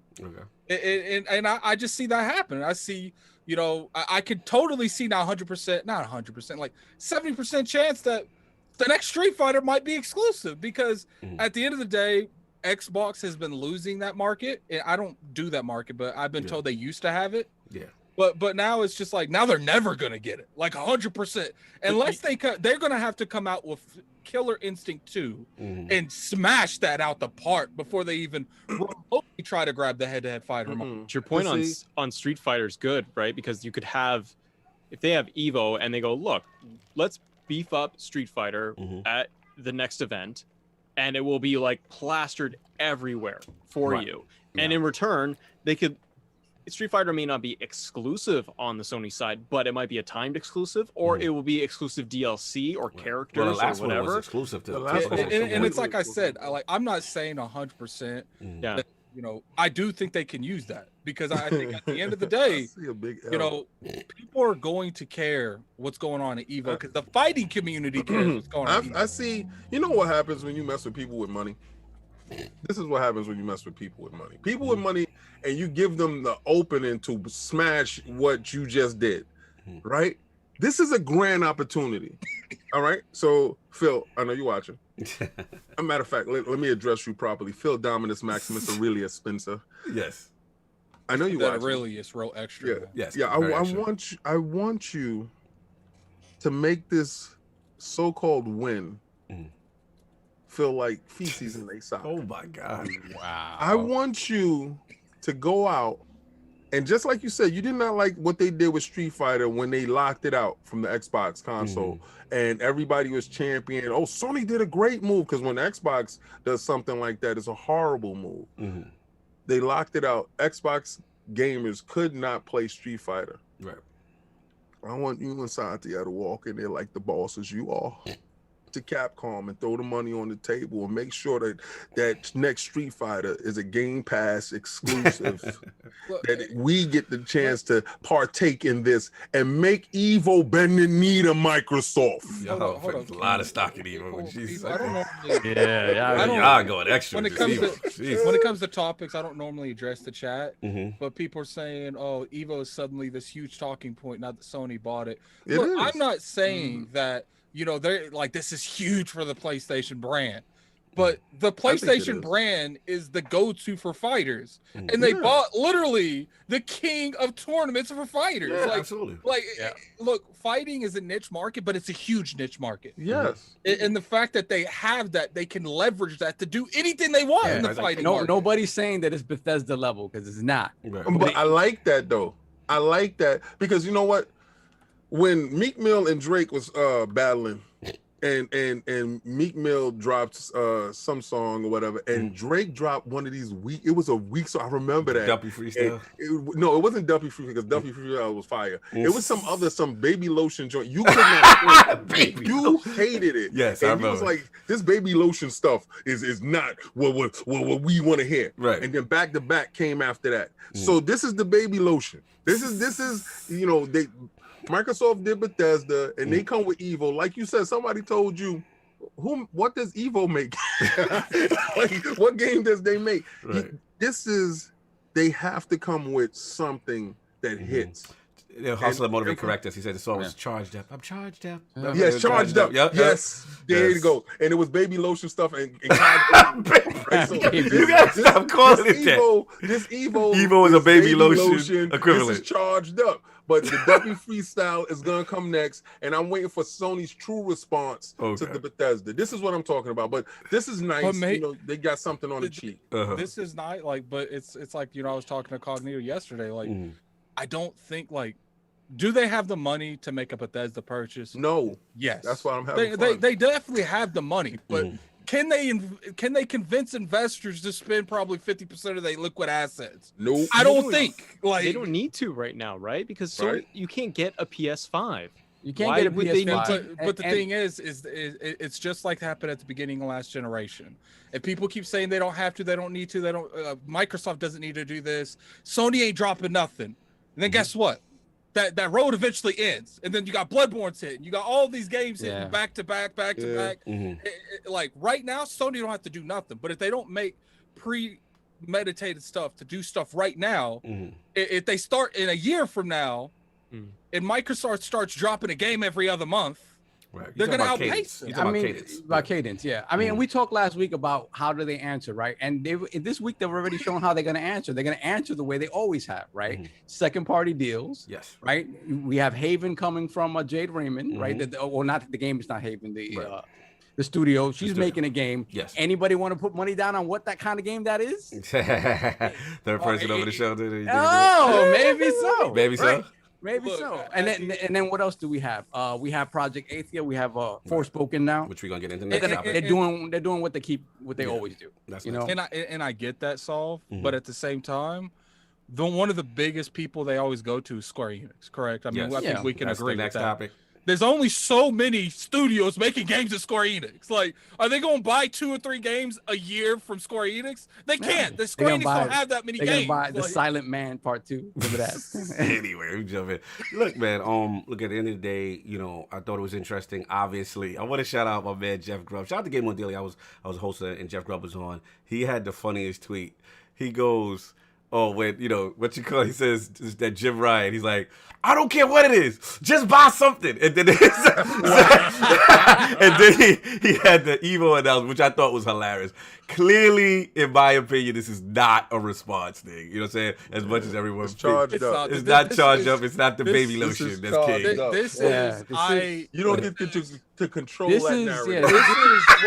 what kind of response this is, oh God, Evo's about to go out of business. So we own that market. So let's buy it for pennies on the dollar. We can use that to sly our advantage on certain marketing deals, et cetera, et cetera. Yeah. But this isn't going to like elevate the PlayStation. It's not like they're picking up the brand. I just don't. I feel sometimes as gamers we act like we act like this is an episode. Tune in next week and Sony's gonna respond. It's not. Yeah. So is this what came first? Ether or Super Ugly? What came first? Ether came first, then Super Ugly. So this is their Super Ugly. Oh right? my! This is their Super This Ugly. is them in the lab responding to ZeniMax. I love this. Jeff Grubb is on to something. Jeff, you on to something. He said, yo, buy anything. And they was like, well, how about Evo? I don't know what they make, but get it. Listen. I think, like I said, like for them, this purchase solidifies relationships with the fighting game community that they've already had, right? Yes.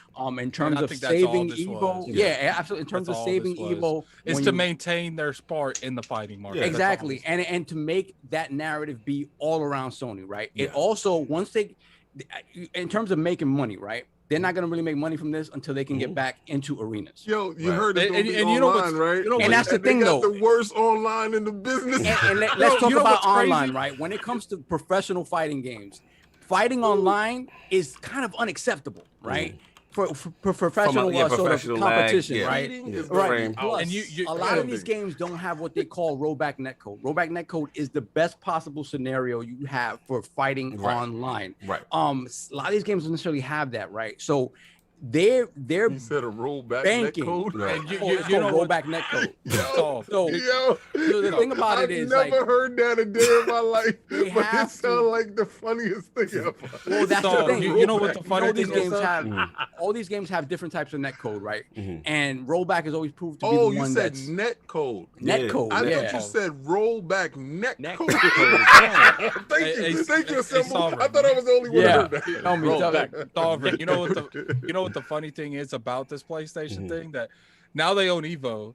The chat, actually, we can't say the chat is mad. They keep saying they do not own Evo. No, they co-own it. They're mad when we keep saying that. Look, they have a say in what happens in Evo, regardless what you feel. So I mean, whatever it is, but like when it comes to like, let's let Microsoft a couple years bring back Killer Instinct. So now Microsoft got to talk to them about bringing Killer Instinct to Evo. Like, right.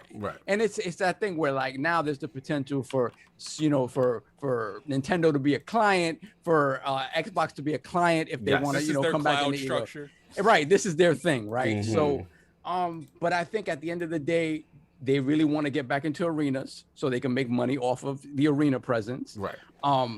And then after that, it's just the association where when you think of fighting games, you're going to think of PlayStation. And it gives them another venue to announce things. Yes, right? I agree. Obviously, and that, and that's Sony's bag. Not to mention, they Sony could make their own fighting game. Yeah. I doubt it will happen, but exactly, they can use this as a where's platform. the perfect place to announce something? Right, like Evo's always been that like- place when the new Tekken character, the Mortal Kombat character comes out. You make. I just finished my point because that's literally what I was going to say. Yeah. It's one of those things, like you said. Sorry, you said it great. Like name and brand association. You know what I'm saying? And then also, let's be real. They're saving the fighting game community. It is a niche market, like Attic is saying. I'm not going to sit here and cap like, oh, it's the greatest market, even though it's one of my favorites. It's near and dear to me. You know what I'm saying? I grew up on fighters. I grew up on that Mortal Kombat, that Street Fighter, that Tekken. You know what I'm saying? So I'm glad it's not going away. So to see them partner, what happened, kid?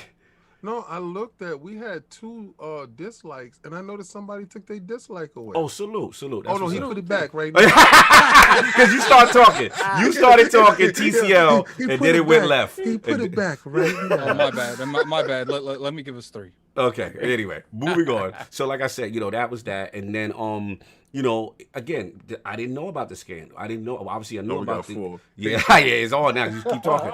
You know what I'm saying? So, like I was saying, at the end of the day, it's great to have that association. Also, Solve and Attica onto something. Like I said, as far as presence and mind share, right? Because when they're gonna be playing them fighting games, you know what I'm saying? You gonna have that PlayStation you control. gonna see, you know what I'm saying? You gonna see. Look, they only got you know what one I'm color, so you're gonna see that white. I mean, Oh my God. look at the effect that happened. When they gonna get some new colors? Let's talk about that. Look at the effect that happened with Call of Duty. How many years? Exactly. When Microsoft lost the Call of Duty marketing license. That it took before they deemed that a PlayStation game. Right, it almost feels like an exclusive, and we know about the Street Fighter stuff and all that. Look, at the end of the day, the only fanboy I think I would say, King ain't gonna like this, but I do feel the PlayStation control, as far as the D-pad, is superior for fighting games. Now this is not it for the FPS. Now this is it for the FPS. Now, hold on, for FPS is this, but for the fighting. But I do have to say this because I just downloaded the Street Fighter 30 and let's go. Collection Edition, and I just had to put, it was a statue on the line when I was fighting this dude, and shout out to Microsoft for giving me the best controller in the business to beat the brakes off this dude, and I smoked him like a cigarette. So, I mean, I'm not gonna say that, because when I was using that PlayStation clunky controller, I lost. So I don't care for the controller in the fighting genre. I like mine. Thank you so much. I like the D-pad. I like the responsiveness of the input latency on the Xbox. So let's go there. Yeah, absolutely. No, absolutely. Yeah. When they gonna get some colors up? Just get the colors right so I can buy another controller. Anyways, that I won't use. The mind share in terms of fighting games has been with Sony since the PS1. Like the moment we saw Battle Arena Toshinden and Tekken 1, and there was that transition to 3D polygons from 2D, right? Like it was kind of, it's been a Sony thing. We've seen inferior ports of Tekken on the Xbox and things like that. So it makes sense. It makes sense. I want to see how much money they make from this once they're able to get into, into arenas. But at the end of the day, I think this is what they want. Like when you think of fighting games, you think of PlayStation. Yeah, that's how I feel. I do. Before we go on to the next topic, I do need like a little announcement. Yeah, what's up? Go ahead. I know I've seen people comment about it. I guess that they really liked what me and King did with the playing games thing. So I've been talking to them briefly. We do want to do like more of a us play a game thing. Yeah. But we don't really have like a sense of where to go with that. So what I'll probably do is the members and the Patreons, go into whatever form you can to those. Like I think there's a community post on members. Put games in there that you would like to see the Lords play. And I'm gonna play that new game with you. And then we'll go over those games. And then what we'll do is we'll take like the 4 best ones and we'll make a poll on Twitter for everyone to choose from. No doubt. Please, y'all vote for that new game that's from the same people that It Takes Two. But I kind of want to play something that has 4, like a good 4 players. No, I just want to play with you. Pause. Damn, no Lord, no Solve, no Cog. All right. Yo, I think me and him have this Mel Gibson, Danny Glover. It's like a buddy cop. Yo, it is so lit. It is so. I really had such a great time. I'm not saying I like to have a relationship with Solve, but he's single player. Like Sovereign, so I don't get a chance to play. Exactly. So you can't what you mean exactly? but the thing is, you can't have a Mel Gibson relationship with Saul. He ain't. Exactly. Moving it up. We gotta move on. Time. Get the super chat. Time. So it's like What is it? What's the name of that? New York Undercover? That's the We New York Undercover. Yeah. You gotta start thinking of the Clearly. Yo, you just said something that Left. went It went over so many heads. Yeah, fine. They don't even know about that. So, They're super like, chats. We got to move on. We excuse late. We crazy late. Come on. Come on, let's get to this last the one. last Hold on topic. a second. It got pushed back. Hold on a second. Assemble got Sony kids. boy. Now, Okay. He gave them gummy bears. We got Philly Eagle $5 super chat. Evo topic. Time. No one cares here. Let's be real. Thank you, Philly Eagle. Philly bad because I said the D-pad of the Sony. After 30 minutes of the topic, it's over now. Then we got JD Gamer $5 super chat. Sony bought Evo because Microsoft probably did buy Capcom and WB, and Sony will have no good fighting games on their platform. So Sony bought Evo to have something. Oh my god! They swear this is an anime episode. Then we have Everything Gaming with the $4 super chat. It's Irish Carp here. Looking forward to future collaborations. Thank you, Irish Carp. No doubt. Yes, sir. Then we got What Away Dragons, the $5 super chat. TCL are cheap like those old school kung fu slippers from the 80s that we all had back in the day. Slippers with the brown bottom. With the brown bottom, I remember I used to buy those for $2. Yes. Yo, he taking it back. What Away taking it back? Next to the TCL. Yeah. Buy your chanclas next to The chanclas? Oh my god. Bruce Lee slippers. Bruce Lee We joints. got of the Square Enix thing. Yeah, I know. I'm We trying. got JD Gamer $2 super chat. Sony is a partner in the Evo purchase, not a sole owner. Yes, we've reiterated. Yes, we that. I know. reiterated. Thank you for correcting. Then we have the Wise Old Gamer $5 super chat. Sony thought they were buying a Samsung Evo SSD drive for the PS5. They didn't realize Evo was a tournament until it was too late. Yo, he wildin'. He wildin'. He disrespectful. Continue. Wow, That's one of the best. That's one of the best ones. The timing was great. The timing was great. Continue. Then we have Mass Erect with the $2. He out here, son. Evo equals no games and broke pockets. Oh my god. Jesus. Then we have JD Gamer $5 super chat. Nothing happens in a vacuum and Sony knows something. Hint: Microsoft is buying a company that is big in the fighting game genre. So who do the lords think it is? We don't know. We'll see. Do not get me started on this. And I know if they purchase Capcom, I know for a couple of years these games will be cross-platform. But then when you start getting these exclusive games, it'll be nuts. But if they do that and Street Fighter is only on Xbox, this is another time where you can bury your PlayStation. Wow. Moving on. And we got JD Gamer $5 super chat. Nothing happens. Oh no, I got that one. Nene 28 $5 super chat. Nene. Watch me whip. Sony bought Evo so the PlayStation 5 gamers can unlock hard drive expansion. Oh my god. Then we have Flame $2 super chat. King, what did TCL do to you? You going hard on it. Actually, I just see them in the store and I'm trying to get out and they blocking me. It's like Keep boxing you in with them. Stop putting them in the way. Oh my god. Then we have Paul AFC £5 super chat. Thank you so much. We appreciate it. Then we got JD Gamer $10 super chat. If Microsoft buys WB and Capcom, that's 3 of the most iconic franchises in the fighting game community, and Microsoft can then create their own Evo. Street Fighter, Killer Instinct, Mortal Kombat. Did they buy like some Twitch something? Equals Fatality. They bought some sort of esports team or organization, something like that. Alexander Dark 91 $5 super chat. Just wait until Xbox buys WB and gives Ed Boon the money to make Killer Instinct, Mortal Kombat, and their own version of Smash Bros. I just want the WB deal so I can get Batman. So then you got Spider-Man on Sony, and then I got Batman on Xbox. That's all I would want. That'd be fun. I know it's Rocksteady, but still. They're gonna have to pay $7 billion for Batman. Yeah, I know. that new Arkham Knights. When you get to 410, I wish they would. Yes. I want that. It's Yeah, I delayed. want that game so bad. Then we have Black Ronin $5 super chat. Drake is baby lotion. Xbox is Pusha T and drops infrared. Woo, that infrared. Ooh. Listen. I can't go like that now. I can't go like that. Oh. I'm a huge Drake fan, and your man had a moment to shine. Now he back in the bushes. Nobody mentioned it. He over here giving no Pusha T, no light over here. Get him up out of here. The life Drake of Adidas. Then we have Drunken Ninja $3 super chat, reiterating again. Sony is co-owner now of Evo, not a full owner. Yeah, I really want to make really with the semantics. Shine, right? You want them to get they shine. I hear that. Then we have Mass Erect once again with the $2 super chat. Doesn't Microsoft own their own esports company? Yeah, we were just talking about that.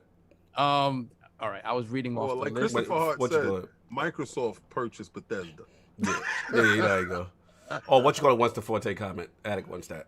Is that next? Yeah. Okay. Starting in advance, added question for the realm. Do you think Game Pass ends up on the Switch? Would it deter that's your argument with him. Nintendo first party?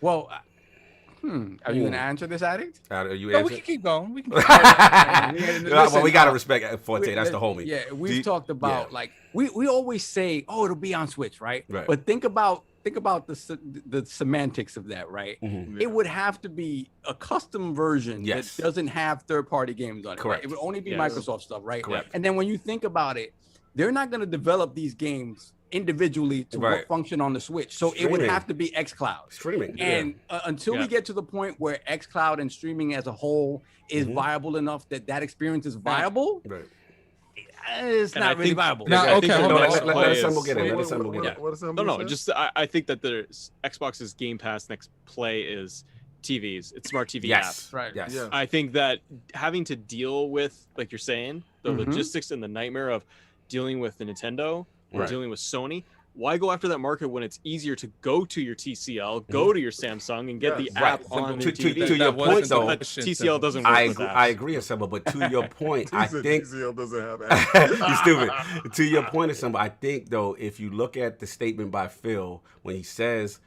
places where Game Pass exists, I think that's the opening that he's leaving, open for the majors, right? So it's like if you want it, then obviously not saying that they're gonna do it. Hold on. Let me put something in here. Okay, let's say the Switch does go, the xCloud does go on the Switch. Right. Like when 5G starts taking effect, and they incorporated 5G into the Switch, and you're able to fully play xCloud to how they describe it, 60 frames, 60 frames, 1080p, 1440p. I don't know, but you get what I'm saying. Do you think that the option of the games on Game Pass would deter people away from playing less first-party Nintendo games because they're playing all the first-party Microsoft games on Game Pass? I don't think so, because I think you buy the Nintendo. The branding and everything of Nintendo is like I buy it for those games. Right. Yeah. Everything else is that's the standpoint now because those games are on the Switch. Now I will say this: if you can literally play Nintendo's thinking. That might be Nintendo's thinking. If you could play Fable on the move, and you could play, let's say, they have the EA, so I mean that means the majority of the sports games are going to be in there.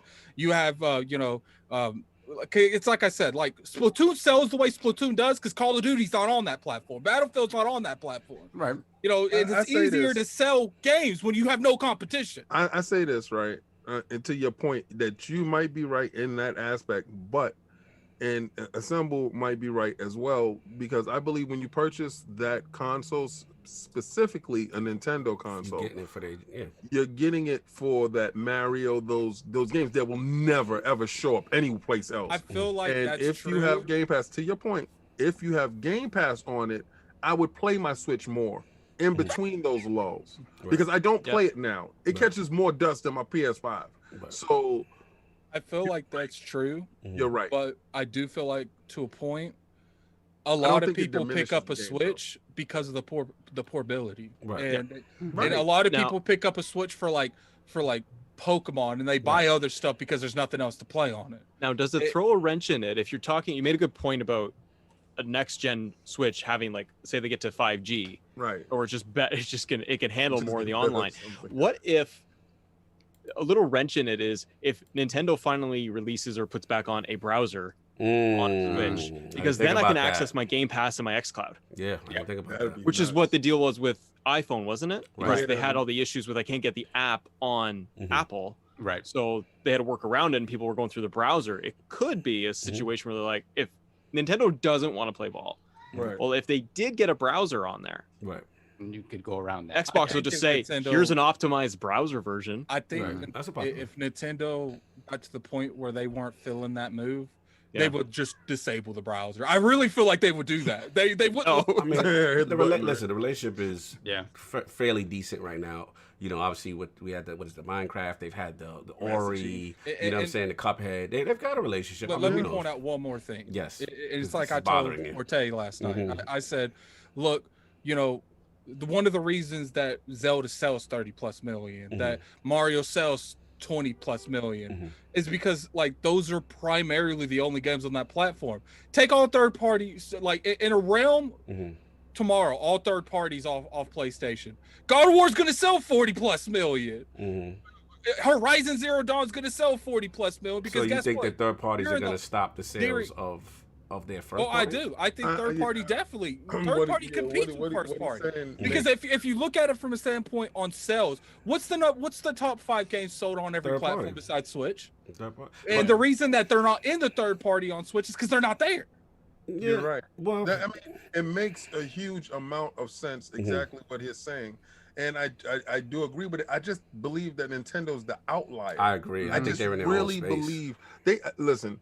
They have done stuff that I just never truly believe that they can do. So I have to see that animal on their machine for me to and see the data behind it. And that's what I was saying. Like, we couldn't know until we don't know how consumers would hacked. Like, we went into a Switch topic. We got that was kind of nuts. We went well, I told him not to super chat that. I told him not to yesterday. But you went into this whole. No. I want to point. The addict said, "Let's move on." Oh, please. Addict made this a topic. Time. Let's go. Moving on. Win, Forte. You can't act like you won. Like, he said he was. Next, super chat, please. Let's finish this up. Yes. I'm hungry as hell. Perfect Shogun with the $5 super chat. Lord Assemble, welcome to the realm. Chat, time to hit that like button. No doubt. Real, man. Salute. Then we got Boogie Downs, Everborn Saga, $5 super chat. Shout out to New York Undercover.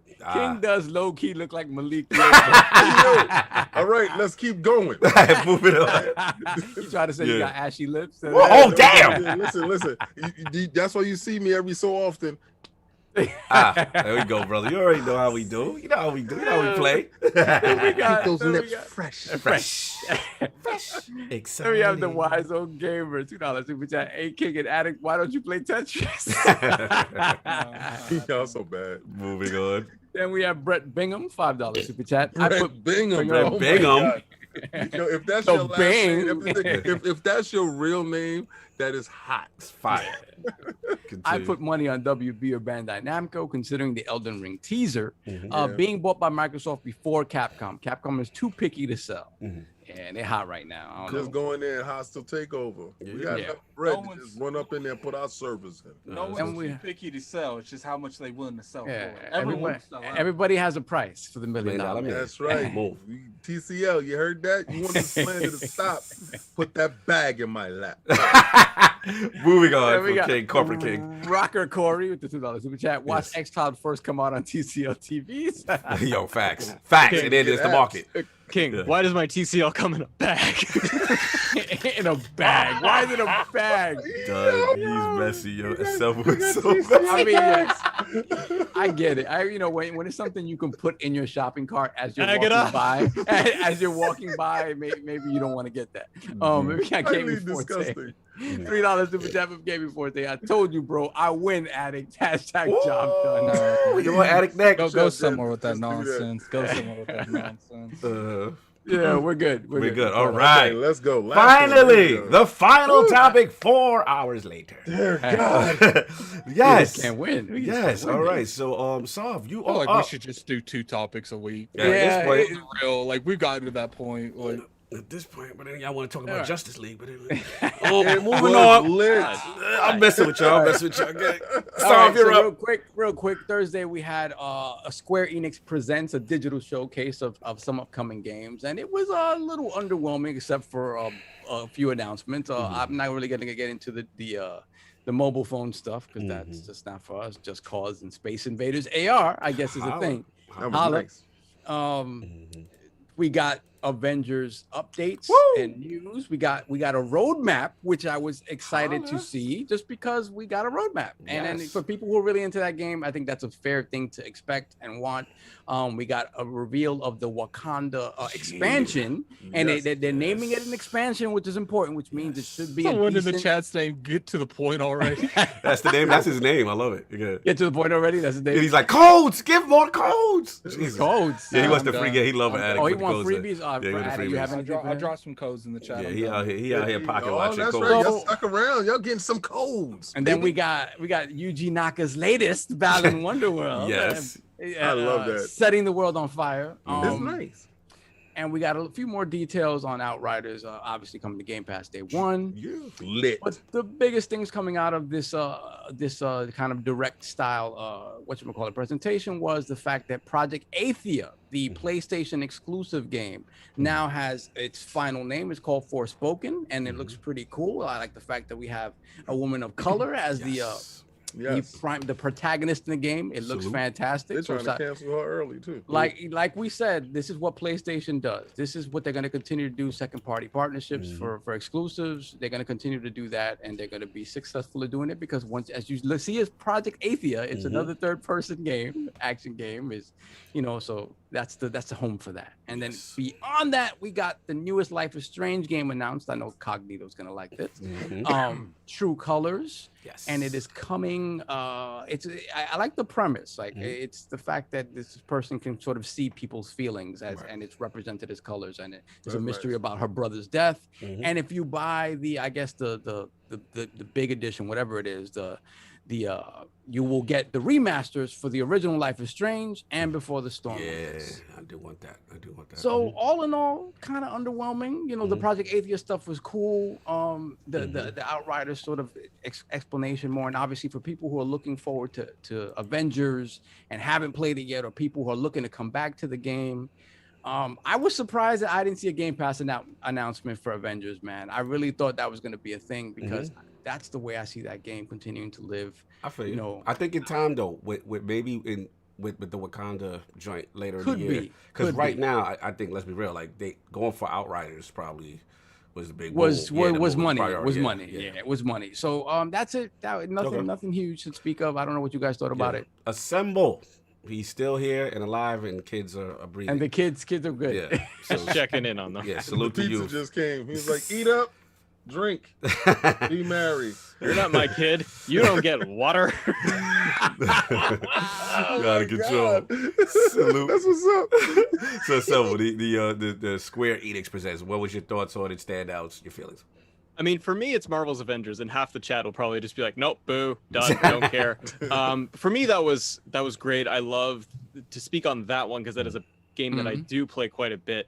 To hear about like the Wakanda expansion and to actually see a roadmap, as you guys were saying, I was happy to see that. There's some issues with it still, obviously, but it's really nice to see that we had all of the next gen updates, and then Square comes out, and we have a few minutes at least dedicated to it to show what we're gonna plan to do for the year. No dates, no hard dates, because I think, I think it's a good thing in my opinion, because because they've had so many problems, I think that if they put hard dates to say March is this, April, July, September, and October is Wakanda. If you don't hit the Wakanda DLC in the year or at a specific month, I mean, you're already toast with most of the audience. Oh yeah, So I think that it's a good thing that they actually have a roadmap, and it's just good timing. They lined it up as best they could. So this is kind of their last shot, I think. I think that was a big one for me. I think they sort of, and it just sort of the quietness on Spider-Man for the PlayStation audience was, I mean, they said they're working on it, but the fact that I think people expected it to be ready fairly soon, and that's not. I know, and a lot of people, like at least on my channel in the comments this week and this weekend has been no Spider-Man. And I'm like, I know, but they are a year behind on their projected roadmap where they were supposed to be. Wakanda was already Hawkeye was already supposed to be out in whatever December. So we're a full year behind. I don't think Spider-Man, if they can keep the Sony deal, great, because I have no idea. I wonder if there was an expiry date on that at all. I think it's from launch. If they, first I think they purchased that outright, right? Because to have a Spider-Man swinging on the Xbox console, I think Sony couldn't stomach it, right? Especially after what they built up that franchise to be on the PlayStation brand, and then it became synonymous with the PlayStation and the PlayStation 4 era. So to your point, I don't know the details about it, but I don't think they will ever let that character exist. No, I think you're right, King, and I think that but I think you're probably a year away when we're talking in February, March. To go, here's Spider-Man. And you know what? Maybe it's going to be, I like to be optimistic. Maybe it turns out that they can say, instead of a hour-and-a-half DLC, here's a 4-hour Spider-Man like we've put everything into it and we're ending it with that. Maybe they do something like that. I don't think they want that negative press though. You know, I think because of the Outriders, they're trying to have a nice landing with that game because it's a really hard market to crack and to be successful in. They want to do that. They put out the positive with the Hawkeye and the other DLC that was before it, and then the Maestro, and then you have the positives with Black Panther that is coming as well. I think if you drop Spider-Man right now and it's an exclusive type of situation, it's great for the PlayStation market, but then the other markets gets to rage at you. I think they want to have enough goodwill, like you said, and it is, here you go. So it could be done, right? But they're like, right now we just don't want to just destroy it. We can barely, we're getting the new current generation to work. Right. And trying to get what was 90% of their PC player base left and jumped. Like after 2 months. So you're trying to get an audience to buy the game or to turn it back on again. That's the first hurdle. And then they're going to go from there. Outriders is one, like you guys have mentioned. That's one that I'm very curious to see. And like King, you said, it's a very tough market to jump into. And seeing the demos and the gameplay already, I'm like, looks cool. I like how it looks and how it seems to play. And there's a lot of dynamics for characters, but like for their moves to their skills and abilities. But I worry that from what we see, that it is a very hollowed out Destiny light. That there's not enough to do. I worry that it is mission jumping to be like, just go to X, run into a field of guys, hit them out, move on to the next checkpoint. And I worry that it's that. It's got a great shot though on Game Pass. It's as good of a shot you're going to get with 17, 18 million players. I think that's where it can exist, where Anthem didn't have that leg. Right. And I think now that Xbox Game Pass has matured to the state that it's in, because Anthem couldn't launch before when Game Pass wasn't as mature as it is now. Now you can see the data behind it, and it's more viable for this game to get some life. Are they still holding that line that Outriders isn't a service-based game? Like, they're kind of going away, saying they're not like Destiny, you know, they're not live service. They're very still. I know, but to live in Game Pass, it's gonna be interesting to see what happens. Yeah, because that's the expectation. Isn't that like the expectation? Anybody who plays that game, it just feels like that's what it is. And you know, even though you say, "Oh, we have a 30-hour campaign, you can start and finish, and that's it." They've been dying on that sword. There might be something extra, we'll see. Later. Yeah, we'll see. I mean, I'll jump in real quick. Look, what's that joint, King? There's a war going on outside. The Mob D joint. Yes, I was gonna play that today. You know what I'm saying? You can run. You can look. It's a war going on. To me, this whole conference was a philosophy conference for me. I didn't look at it as a Square conference. I looked at it as these are two companies. And shout out to Game On Day. I said this with on yesterday with Gaz and Asa. Is that you look at the approaches. Sony's sitting there and they're like, okay, was it Forspoken? Final Fantasy VII Remake, you know what I'm saying? We're going to do this timed exclusive thing, whether it be 16. A year, Final Fantasy 16, integrate, remake, and like, this is our approach. We're going to take these titles, whether it be 1 year, 2 year, right? And put this joint over here where it's synonymous with the PlayStation 5. And then you look at Microsoft and it's like, okay, what's the hottest joint right now? You know what I'm saying? That's the next thing that's about to drop. And we've all said, like, we've never seen third-party AAA day and date, right? So then they're going, okay, Outriders. You know what I'm saying? And that came together like almost like it felt late. Like I mean, it felt like out of nowhere because let's be real, like you guys hear me? Yeah, now I can hear you. Like the demo came out, and you would think that they would have kind of got people ahead on that. You know what I'm saying? Yeah. So the demo came out, I played it. I don't know if they get. So it's a good experiment to see how that really affects. Does that make PlayStation users or people say, "Hey, I'm getting it over there. You know what I'm saying? Let me ask you a question. What's up? Mm-hmm. Let me ask you a question. Yeah. Since you said that, right? Mm-hmm. That demo, Mm-hmm. do you think it was like something was contingent on Microsoft saying yes to see the demo? That's reaction? what I would think. Like, I don't know, right? But I agree. I know where you're going, kid, because you already Right. you are where I'm at. To me, it felt last minute, and it felt like maybe they used the demo to gauge engagement, interest, and then see what was going on, and then they like, yo, this is doing them. It seemed people could have probably been a huge spike, right? And then let's be honest, to Assemble's point, we all know from Square's standpoint, Marvel Avengers did not hit the way it was supposed to hit. For all that investment, for all that money, the Marvel license, this thing was supposed to be a mega hit with crazy legs. They are now trying to reinvent themselves. So maybe Square says to themselves, like, yo, we can't have another Marvel Avengers situation. Let's put it in this base. We see what Destiny's doing with Beyond Light. We see their engagement through the roof. They're in the top 10 all the time as far as gameplay, even top 5, top 3, right? So now let's give our new IP this great life with this 20 million automatically off the rip, right? Game Pass. 22 ahead. Yes, Game. It's up to 22 now. I gave you 20 to be nice, but now we're up to 22. I was going to say I was playing nice. Now he's 22, but anyway. 22 ahead. Yes. I don't sound too bad. No, you don't sound too bad. You just sound like you're on the road. You're on the road, though. You're on the work. I am. I'll keep myself horrible. muted. Yeah, just keep yourself muted. So look, at the end of the day, it's a war going on outside. This is, to me, the new battle, right?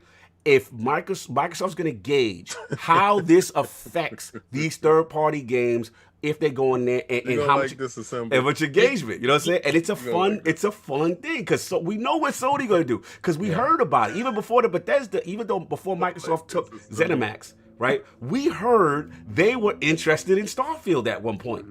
This is fun. Go ahead, Addict. You know what I think honestly happened? Now, obviously, I could be wrong. I don't have access to information about Game Pass stuff. I think what happened is, I think that demo came out. I think it had, a lot of traffic playing the demo, and I think Microsoft saw that there was mixed messaging about the demo, and I don't know who contacted who. That's what I'm but curious. I know Microsoft was like, yo, I think they, it's mixed messaging, Square, I see that. And, they just got destroyed by that Marvel. You destroyed. You destroyed, you were in the bushes now. Damn, you were doing good. But you were in the bushes. I think that's Is it fine now? Is it fine now? Yes, go. Hurry up, because you Does were it sound fine now? Yes, go. Better. Okay. Sorry, but... I was just like, what I think happened is they were able to get that, pretty cheap. And I think that it's not that long. I don't think it's going to be in there for 6 months to a year. Okay. I think it's probably going to be in there 3 months. That's you paying that bread, you got to get it. Because if the game does what's minimum. If you paying that bread, you got to get more than 3 months. I think that game. I think that game's supposed to be in there long enough to gauge interest and then be yanked out for people to buy it. I don't know. Assemble, what you was gonna say? No, I just think that it's a game that, to me, you have so many like it, and where you guys are talking about it's mixed messaging. I'm like, well, is it games as a service? Right. Is it not? No, it's single. It's got single player. It's 30 hours. It's not clear. And I think what that is they don't want to, for some reason, we're huge Destiny fans. People that try to compete with Destiny as a games as a service always fail. Right. Yeah. So I think that they're not trying, that game is definitely games as a service, but they're not going to say it. They want you to play that vanilla campaign and then just slowly get you more stuff to play. And then a year from now, it's a games as a service. We just didn't want to tell anyone it's done.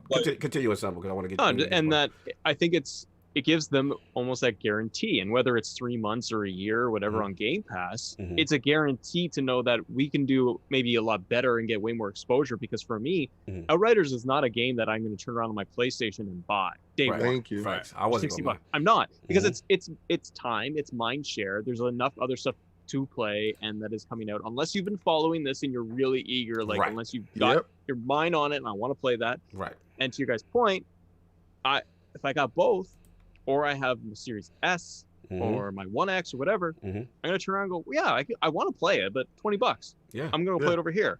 So I think it gets more exposure to the audience immediately. And if Xbox likes it and it turns into a banger, then great. Then everyone wins, right?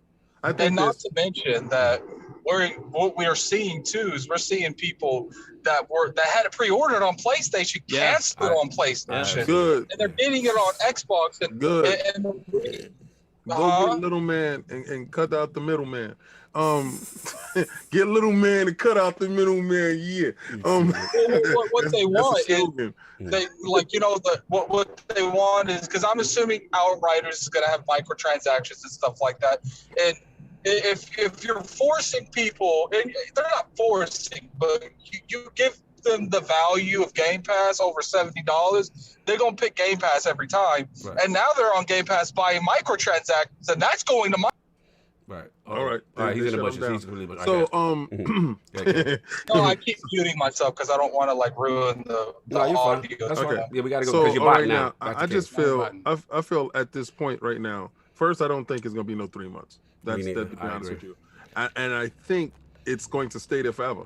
Now I know that's wishing on a star, right, King?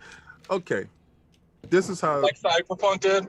Well, Cyberpunk never came out. Cyberpunk never came out. That was a shot. Oh my god, because of next gen patch. It launched for you, but when the patch come out and they come out, then I'm gonna say I told you so. But anyway, it didn't launch on next gen. Man. That's too capping. So it doesn't launch to you till it goes in Game Pass. That's not how the world works. Listen, time. Get to this topic. My world, how I say my world works, like you do, right? So it works this way. It didn't launch on next gen consoles. Well, that is world at least in reality. You're playing a back-to-back game.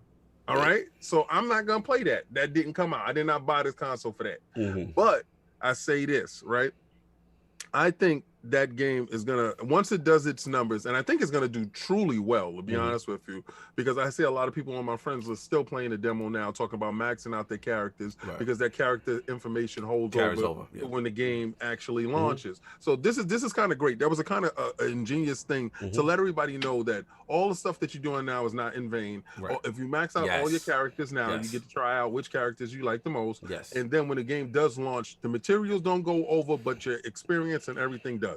So now you're not starting at base level. What I think, King, is I think that 3 to 6 months. I think that right before it goes out of Game Pass, they're gonna pull like a Marvel Avengers, where it's like mad cheap. They're announcing it's coming in like that next, because we're not getting a patch for next gen right off the bat. Like that's coming down the road. And I think all that's gonna happen around the time it goes out of Game Pass to encourage the Xbox people that love the game to buy it on Xbox. To stay on it.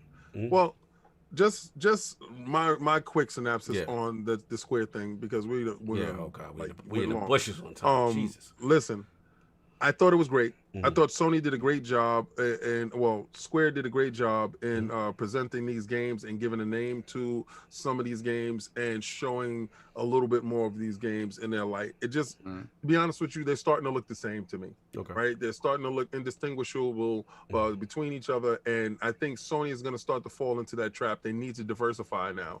They need to step back and diversify their portfolio, because a lot of these games are starting to look the same. And I know some Sony dudes are going to be like, but they look great, King. Yeah, but if you get the great same meal that looks the same, tastes the same, it's the same, then what's to stop you from trying other things?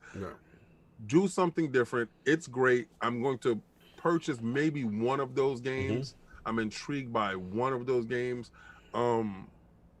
Outriders, great. I think Square had a solid show. It just gave you a peek into what's going on. But this whole thing to me was to revive Marvel.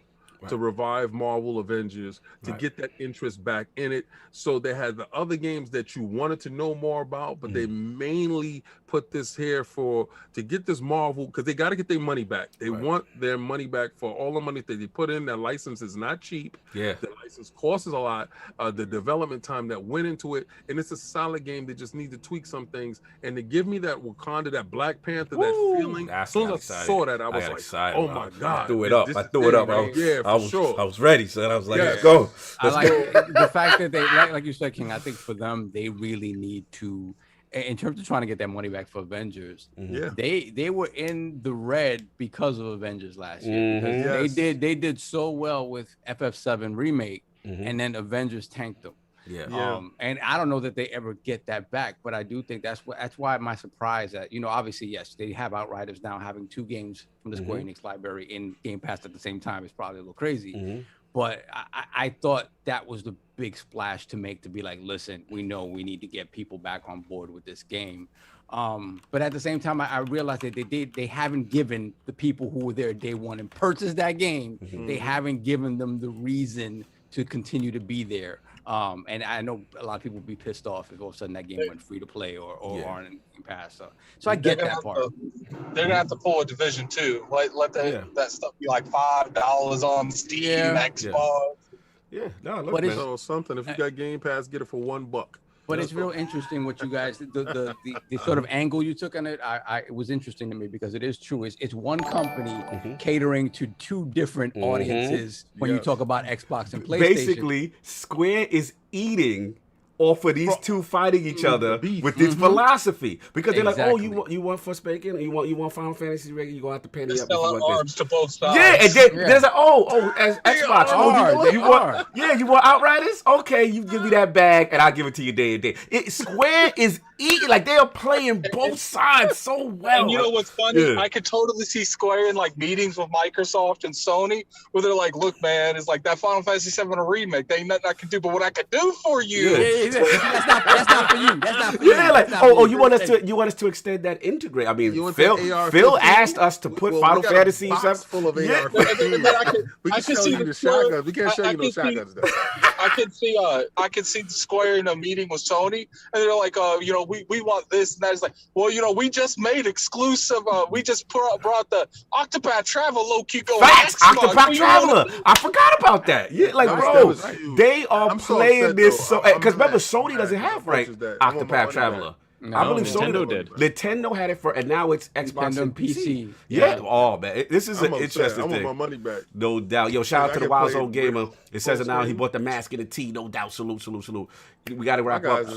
Yeah, are we done? We got to get out. Keep in mind, people that buy this merchandise, man. We want to see you guys with it, man. No, they do. They be throwing it up. I be tweeting. Oh no, did you see Hustle and Motivate? My man K Asante. Yeah. They be throwing it up. Super chats got to get out of here. Let's go. Yeah, let's get out. Let's go. East Texas. Yeah. East Texas Alex, $5 super chat. Great show, guys. Y'all helped me laugh all the way through my 12-hour shift. One of the best shows around. Wow, man. Yeah. Remind me of me, sir. I appreciate that.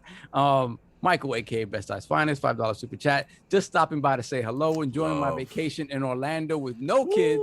God bless, say less. That man happy to be away from his kids. Yeah, he's happy to get out of here. God bless, say less. With no kids. King, keep it Xbox all day. You know he is. Right, you know he is. Then we have Douglas Lowe with the $10 super chat. I stand by my 75-inch TCL with its table from Krieger, even though my Series X will never go near it. I was like Sony Evo deal after hearing Xbox Bethesda. No doubt. What else we got? Did we get anything else after Douglas Lowe? I think we're good. We good? All right, cool, man. Let's get up out of here. The poll, new ILP poll, and it's actually up on lordsofgaming.net right now. So go check that out. To the question with the we got another one, Soft. Yeah, we got one more from Mass Erect. $2 super chat.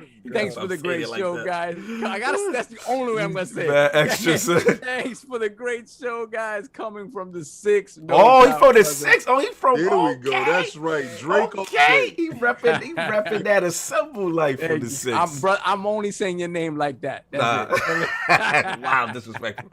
Anyway, the new Lords of Gaming.net polls up, man, with the latest Square Enix Presents event revealing Forspoken as a PS5 console exclusive, and Outriders is launching day and date in Game Pass. Which strategy do you prefer heading into the next generation? The choices are A, Forspoken exclusivity. Make gamers buy the console. B, Outriders in Game Pass. Make gamers subscribe to your service. Or C, it's all fun and games until Switch locks down my favorite exclusive at 720p. Those are the choices. Rock the vote when it goes up. Lord Assemble rocking with us for 15 hours at a podcast, just neglecting his children, but staying in the realm and rocking with us. It is an absolute pleasure. And hold on. Oh, no. Before I get red, but I get red on the thing. But Where can people find you? What you got going on, sir? First of all, thank you for having me. I had a blast. Like I seriously did. I had a really good time. Clearly, because I'm like, I can't go. I'm not gonna go deal with those people. So I had a really great time. If anybody's interested at all, you can go to youtube.com/AssembleShow because it's all nerdy content every single day of the week, covering games, Marvel, DC, Justice League, all of that. Launched my Patreon, patreon.com/AssembleShow for exclusive content. The one piece that I'm excited to have up there by next week actually is I'm doing retrospective cartoon series covering things starting off with like X-Men the animated series season 1, giving patrons a deep dive look at the show overview, cast characters, and season 1, and going just nitty gritty deep into that. Oh, that's fire! All the stuff that we loved as a kid. Call me when you do G.I. Joe and Transformers. I will. Oh, G1 Transformers is on the list. Yeah, and Beast Wars is on the list. I want to be a part of the G1. I'm looking right now. Assemble Show, one word. Yes, sir. Okay. Yes, sir. Yes, sir. Now, is it Assemble with the exclamation point? Is your YouTube channel there? That's the YouTube channel. Yeah. Assemble with the exclamation point. Assemble exclamation point and then show. No, just assemble. Yeah. Okay. Oh, just assemble. Yeah, assemble and just put exclamation point. You'll find it on YouTube. Continue to assemble. Okay, that's what I'm trying to talk to the people. And then just twitter.com/assemble_show. If you guys want to hang out, talk to me there. But yeah, there's nerdy content every single day of the week. And guys, thank you so much for having me. It was a blast. Absolute pleasure, brother. And I want to give a special shout out to our mods in the chat. Yeah, put the link up. Just put the link up. Hustle and Motivate got the link up. I found you. Hustle and Motivate, thank you, brother. He's got the link up. Yeah, he's got the Patreon. He's got everything up in there. Go on, guys. Get at it right now, brother. Attic, you were saying something? Or Attic's muted? Okay. No, I was just wanting to say, I appreciate all the mods. I don't check that chat anymore, but you guys keep it toxic free, and people feel comfortable talking. Yeah, thank you, mods. You guys are on fire, man. I see you guys are in there cutting heads off, getting crazy. I see y'all. You know what I'm saying? So anyway, Attic, can you talk to the people about where they can find you? I can't talk right now. All right, cool. You're in the bushes. Attic's in the bushes. He thanks everyone. You know what I'm saying? Catch Attic playing that game with me later. No doubt. Solve. Where can the people find you? No, now I can. He's back. You can catch me. I think that game comes out the end of the month, King.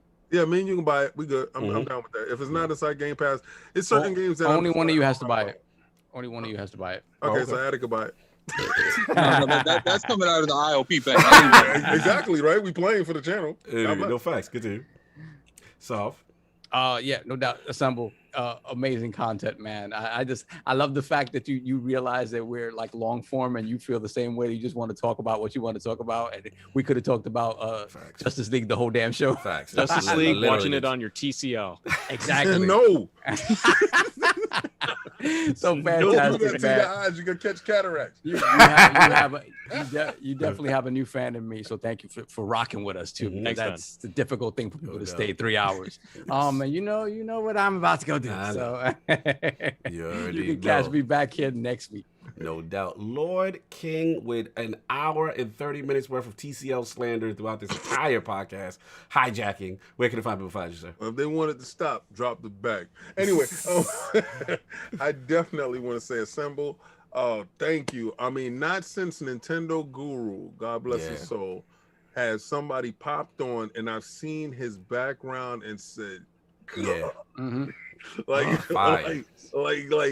really, and knowing where you purchase stuff from, but looking for little things. So listen, like I said, I subscribe to your YouTube. Thanks, I'm definitely going to check out all that information. And listen, guys, he only had a limited time and he rocked out the whole time. So please, I want everybody that's watching, go over there, man. Go over there and subscribe and watch his stuff. A true collector, a real collector. He has thought in his background, and I respect your thought in the background. There's Batgirl #1 down there. Ooh, nice. Batgirl. You see what I'm saying? This is what I'm talking about. That was stuff $2. like that thing's worth like $900 right now. Wow. And do me a favor, Hustle. Put his Twitter in the chat too. Yes, please. Yes, please, because I'm gonna go add him right now. I do appreciate your time, and I do appreciate you rocking out and contributing. 100%. Thanks, man. You guys, I'm working down here, so I'm almost finished with the media room. These are placeholders that's up here. A lot of these cells as placeholders, and I got other statues that's gonna go in there. Like for Black Bolt, I got Medusa that's gonna be with him and Lockjaw. Purple room is getting done. Red room is almost done. I'm gonna do a room tour. KOS is coming. I already recorded the stuff for Green Goblin. I just haven't got it, to Attic. But you guys rocking out with us. It humbles me every time on Sunday. To be honest with you, you guys are the best. The best super chats, the best channel, the best time from being from the beginning to 400 and some change still here at the end just to hear me talk crap. Follow me on Twitter, King David OTW, on Xbox, same thing. On PlayStation, whenever I go and recover my account, is Xbox 360 Lover 01. I'm not trolling. I'm Lord. Serious. You can see me as that little monkey icon because I want Ape Escape back. Please, somebody yell at Sony to get Ape Escape back. No, they kind of shut down Japan Studios, so that might be a wrap. Yeah, well, Microsoft, go buy Japan Studios and let's get Ape Escape on Xbox. No doubt. That's it, sir. Yo, so I'm sorry. Okay, get us. Who was talking? Let me just say something real quick. Yeah. Members, Patreon, I'm going to be posting that what you want us to play. Keep in mind that if you're double dipping, you'll get 2 votes. I'm sorry, but if you're double dipping, that's just how it is. Be looking out for that. I'll probably have that up the next hour. No, we didn't even get a chance to talk to Cog about his VR experience. Yeah, no, I didn't get a chance to set up, so he wasn't nothing to talk about. So super chats because we had a couple. No doubt. We got Rand with the $5 super chat. Cog wants me to play Destiny 2, only to ditch me on a Saturday night. Shame. Yeah, blame IGN. Shout out to Rand though, right? Rand was low key forced to play Destiny, and he comes in the party looking to play. Destiny. No, he was in it. It's on me.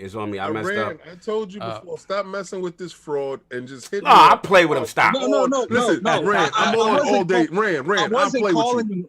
I wasn't calling him a fraud. I said he came into the party looking to play. No, he calling me a fraud. That's what he tried to do. Fraud. Yeah, he tried to do what he's doing. Rand, I'm on all day. Hit me up. We're friends, man. Listen, man, I apologize. It was a trial situation that popped off, and the IGN guys matched up with us, and we lost, and they was talking wild crazy, and I was mad in my feelings. Yeah. They matched us up in trials. I didn't even know, and while the match is going on, they sending messages, ha ha, he. They talking wild crazy. So we lost. We got smoked like a cigarette. I was mad at Sinister. I was mad at Kai. I wanted to get back, and then that turned into a 3-hour affair, and I never messaged Red back until it was over, and I was mad that I went to bed. I was up, and I saw them playing trials, and I started playing Rage. Yeah, Rand, up, man, I got you. Yeah, I was in my feelings. Rand, that's on me. I was in my feelings. We will get it back. We got the other super chats. Yes, please. Yeah. Before the next super chat, we just Wise Old Gamer. Let's give the Wise Old Gamer some love, guys. He wrote, Iron Lord's podcast. I have to run medication time. Pray for me tomorrow. If all goes well, I will no longer have to keep going daily to the hospital and I can finally play some games with you. So everybody show some love to Wise Old Gamer. Thank you for always coming through, brother. Facts. Guys, I gotta jump off. Yeah, go, big brother, please. No, go. I love this place. Love you, brother. It was a pleasure. An absolute pleasure. If I could come back anytime. Oh, we have you back, brother. Yes. Anytime. I subscribe to your stuff, guys. Actually, I absolutely love it. When you come on once, it's easier to get you on again. Yes. Appreciate you, brother. Enjoy your day. Thank you so much, brother. Thank you. Don't get a TCL. It's savage. Then we have, I was missing this today. Lord Roughness with the £5 super chat. Great show as standard. Lords Green. Team Green is killing it. No doubt. Thank you, brother. And then we got John G with the $5 super chat. Shout out to Rand because of him and Xbox 2. I found the funniest podcast I ever heard at work. Salute. Thank you, brother. Yeah, salute to Rand, man. He always shows love. He's a good friend, even though he slandered me. He's a good friend. Look, again, Assemble, much love. It was fantastic. The man rocked out with us when he was only supposed to be here for an hour. So we love and appreciate that. We got the poll. Anybody else got any announcements before we get up on out of here? Because that's all I got. But look, more fun stuff, big stuff planned in the realm. Trust me, y'all gonna like it. It's lit. That's all I got with this note. We out of here. Peace. Peace.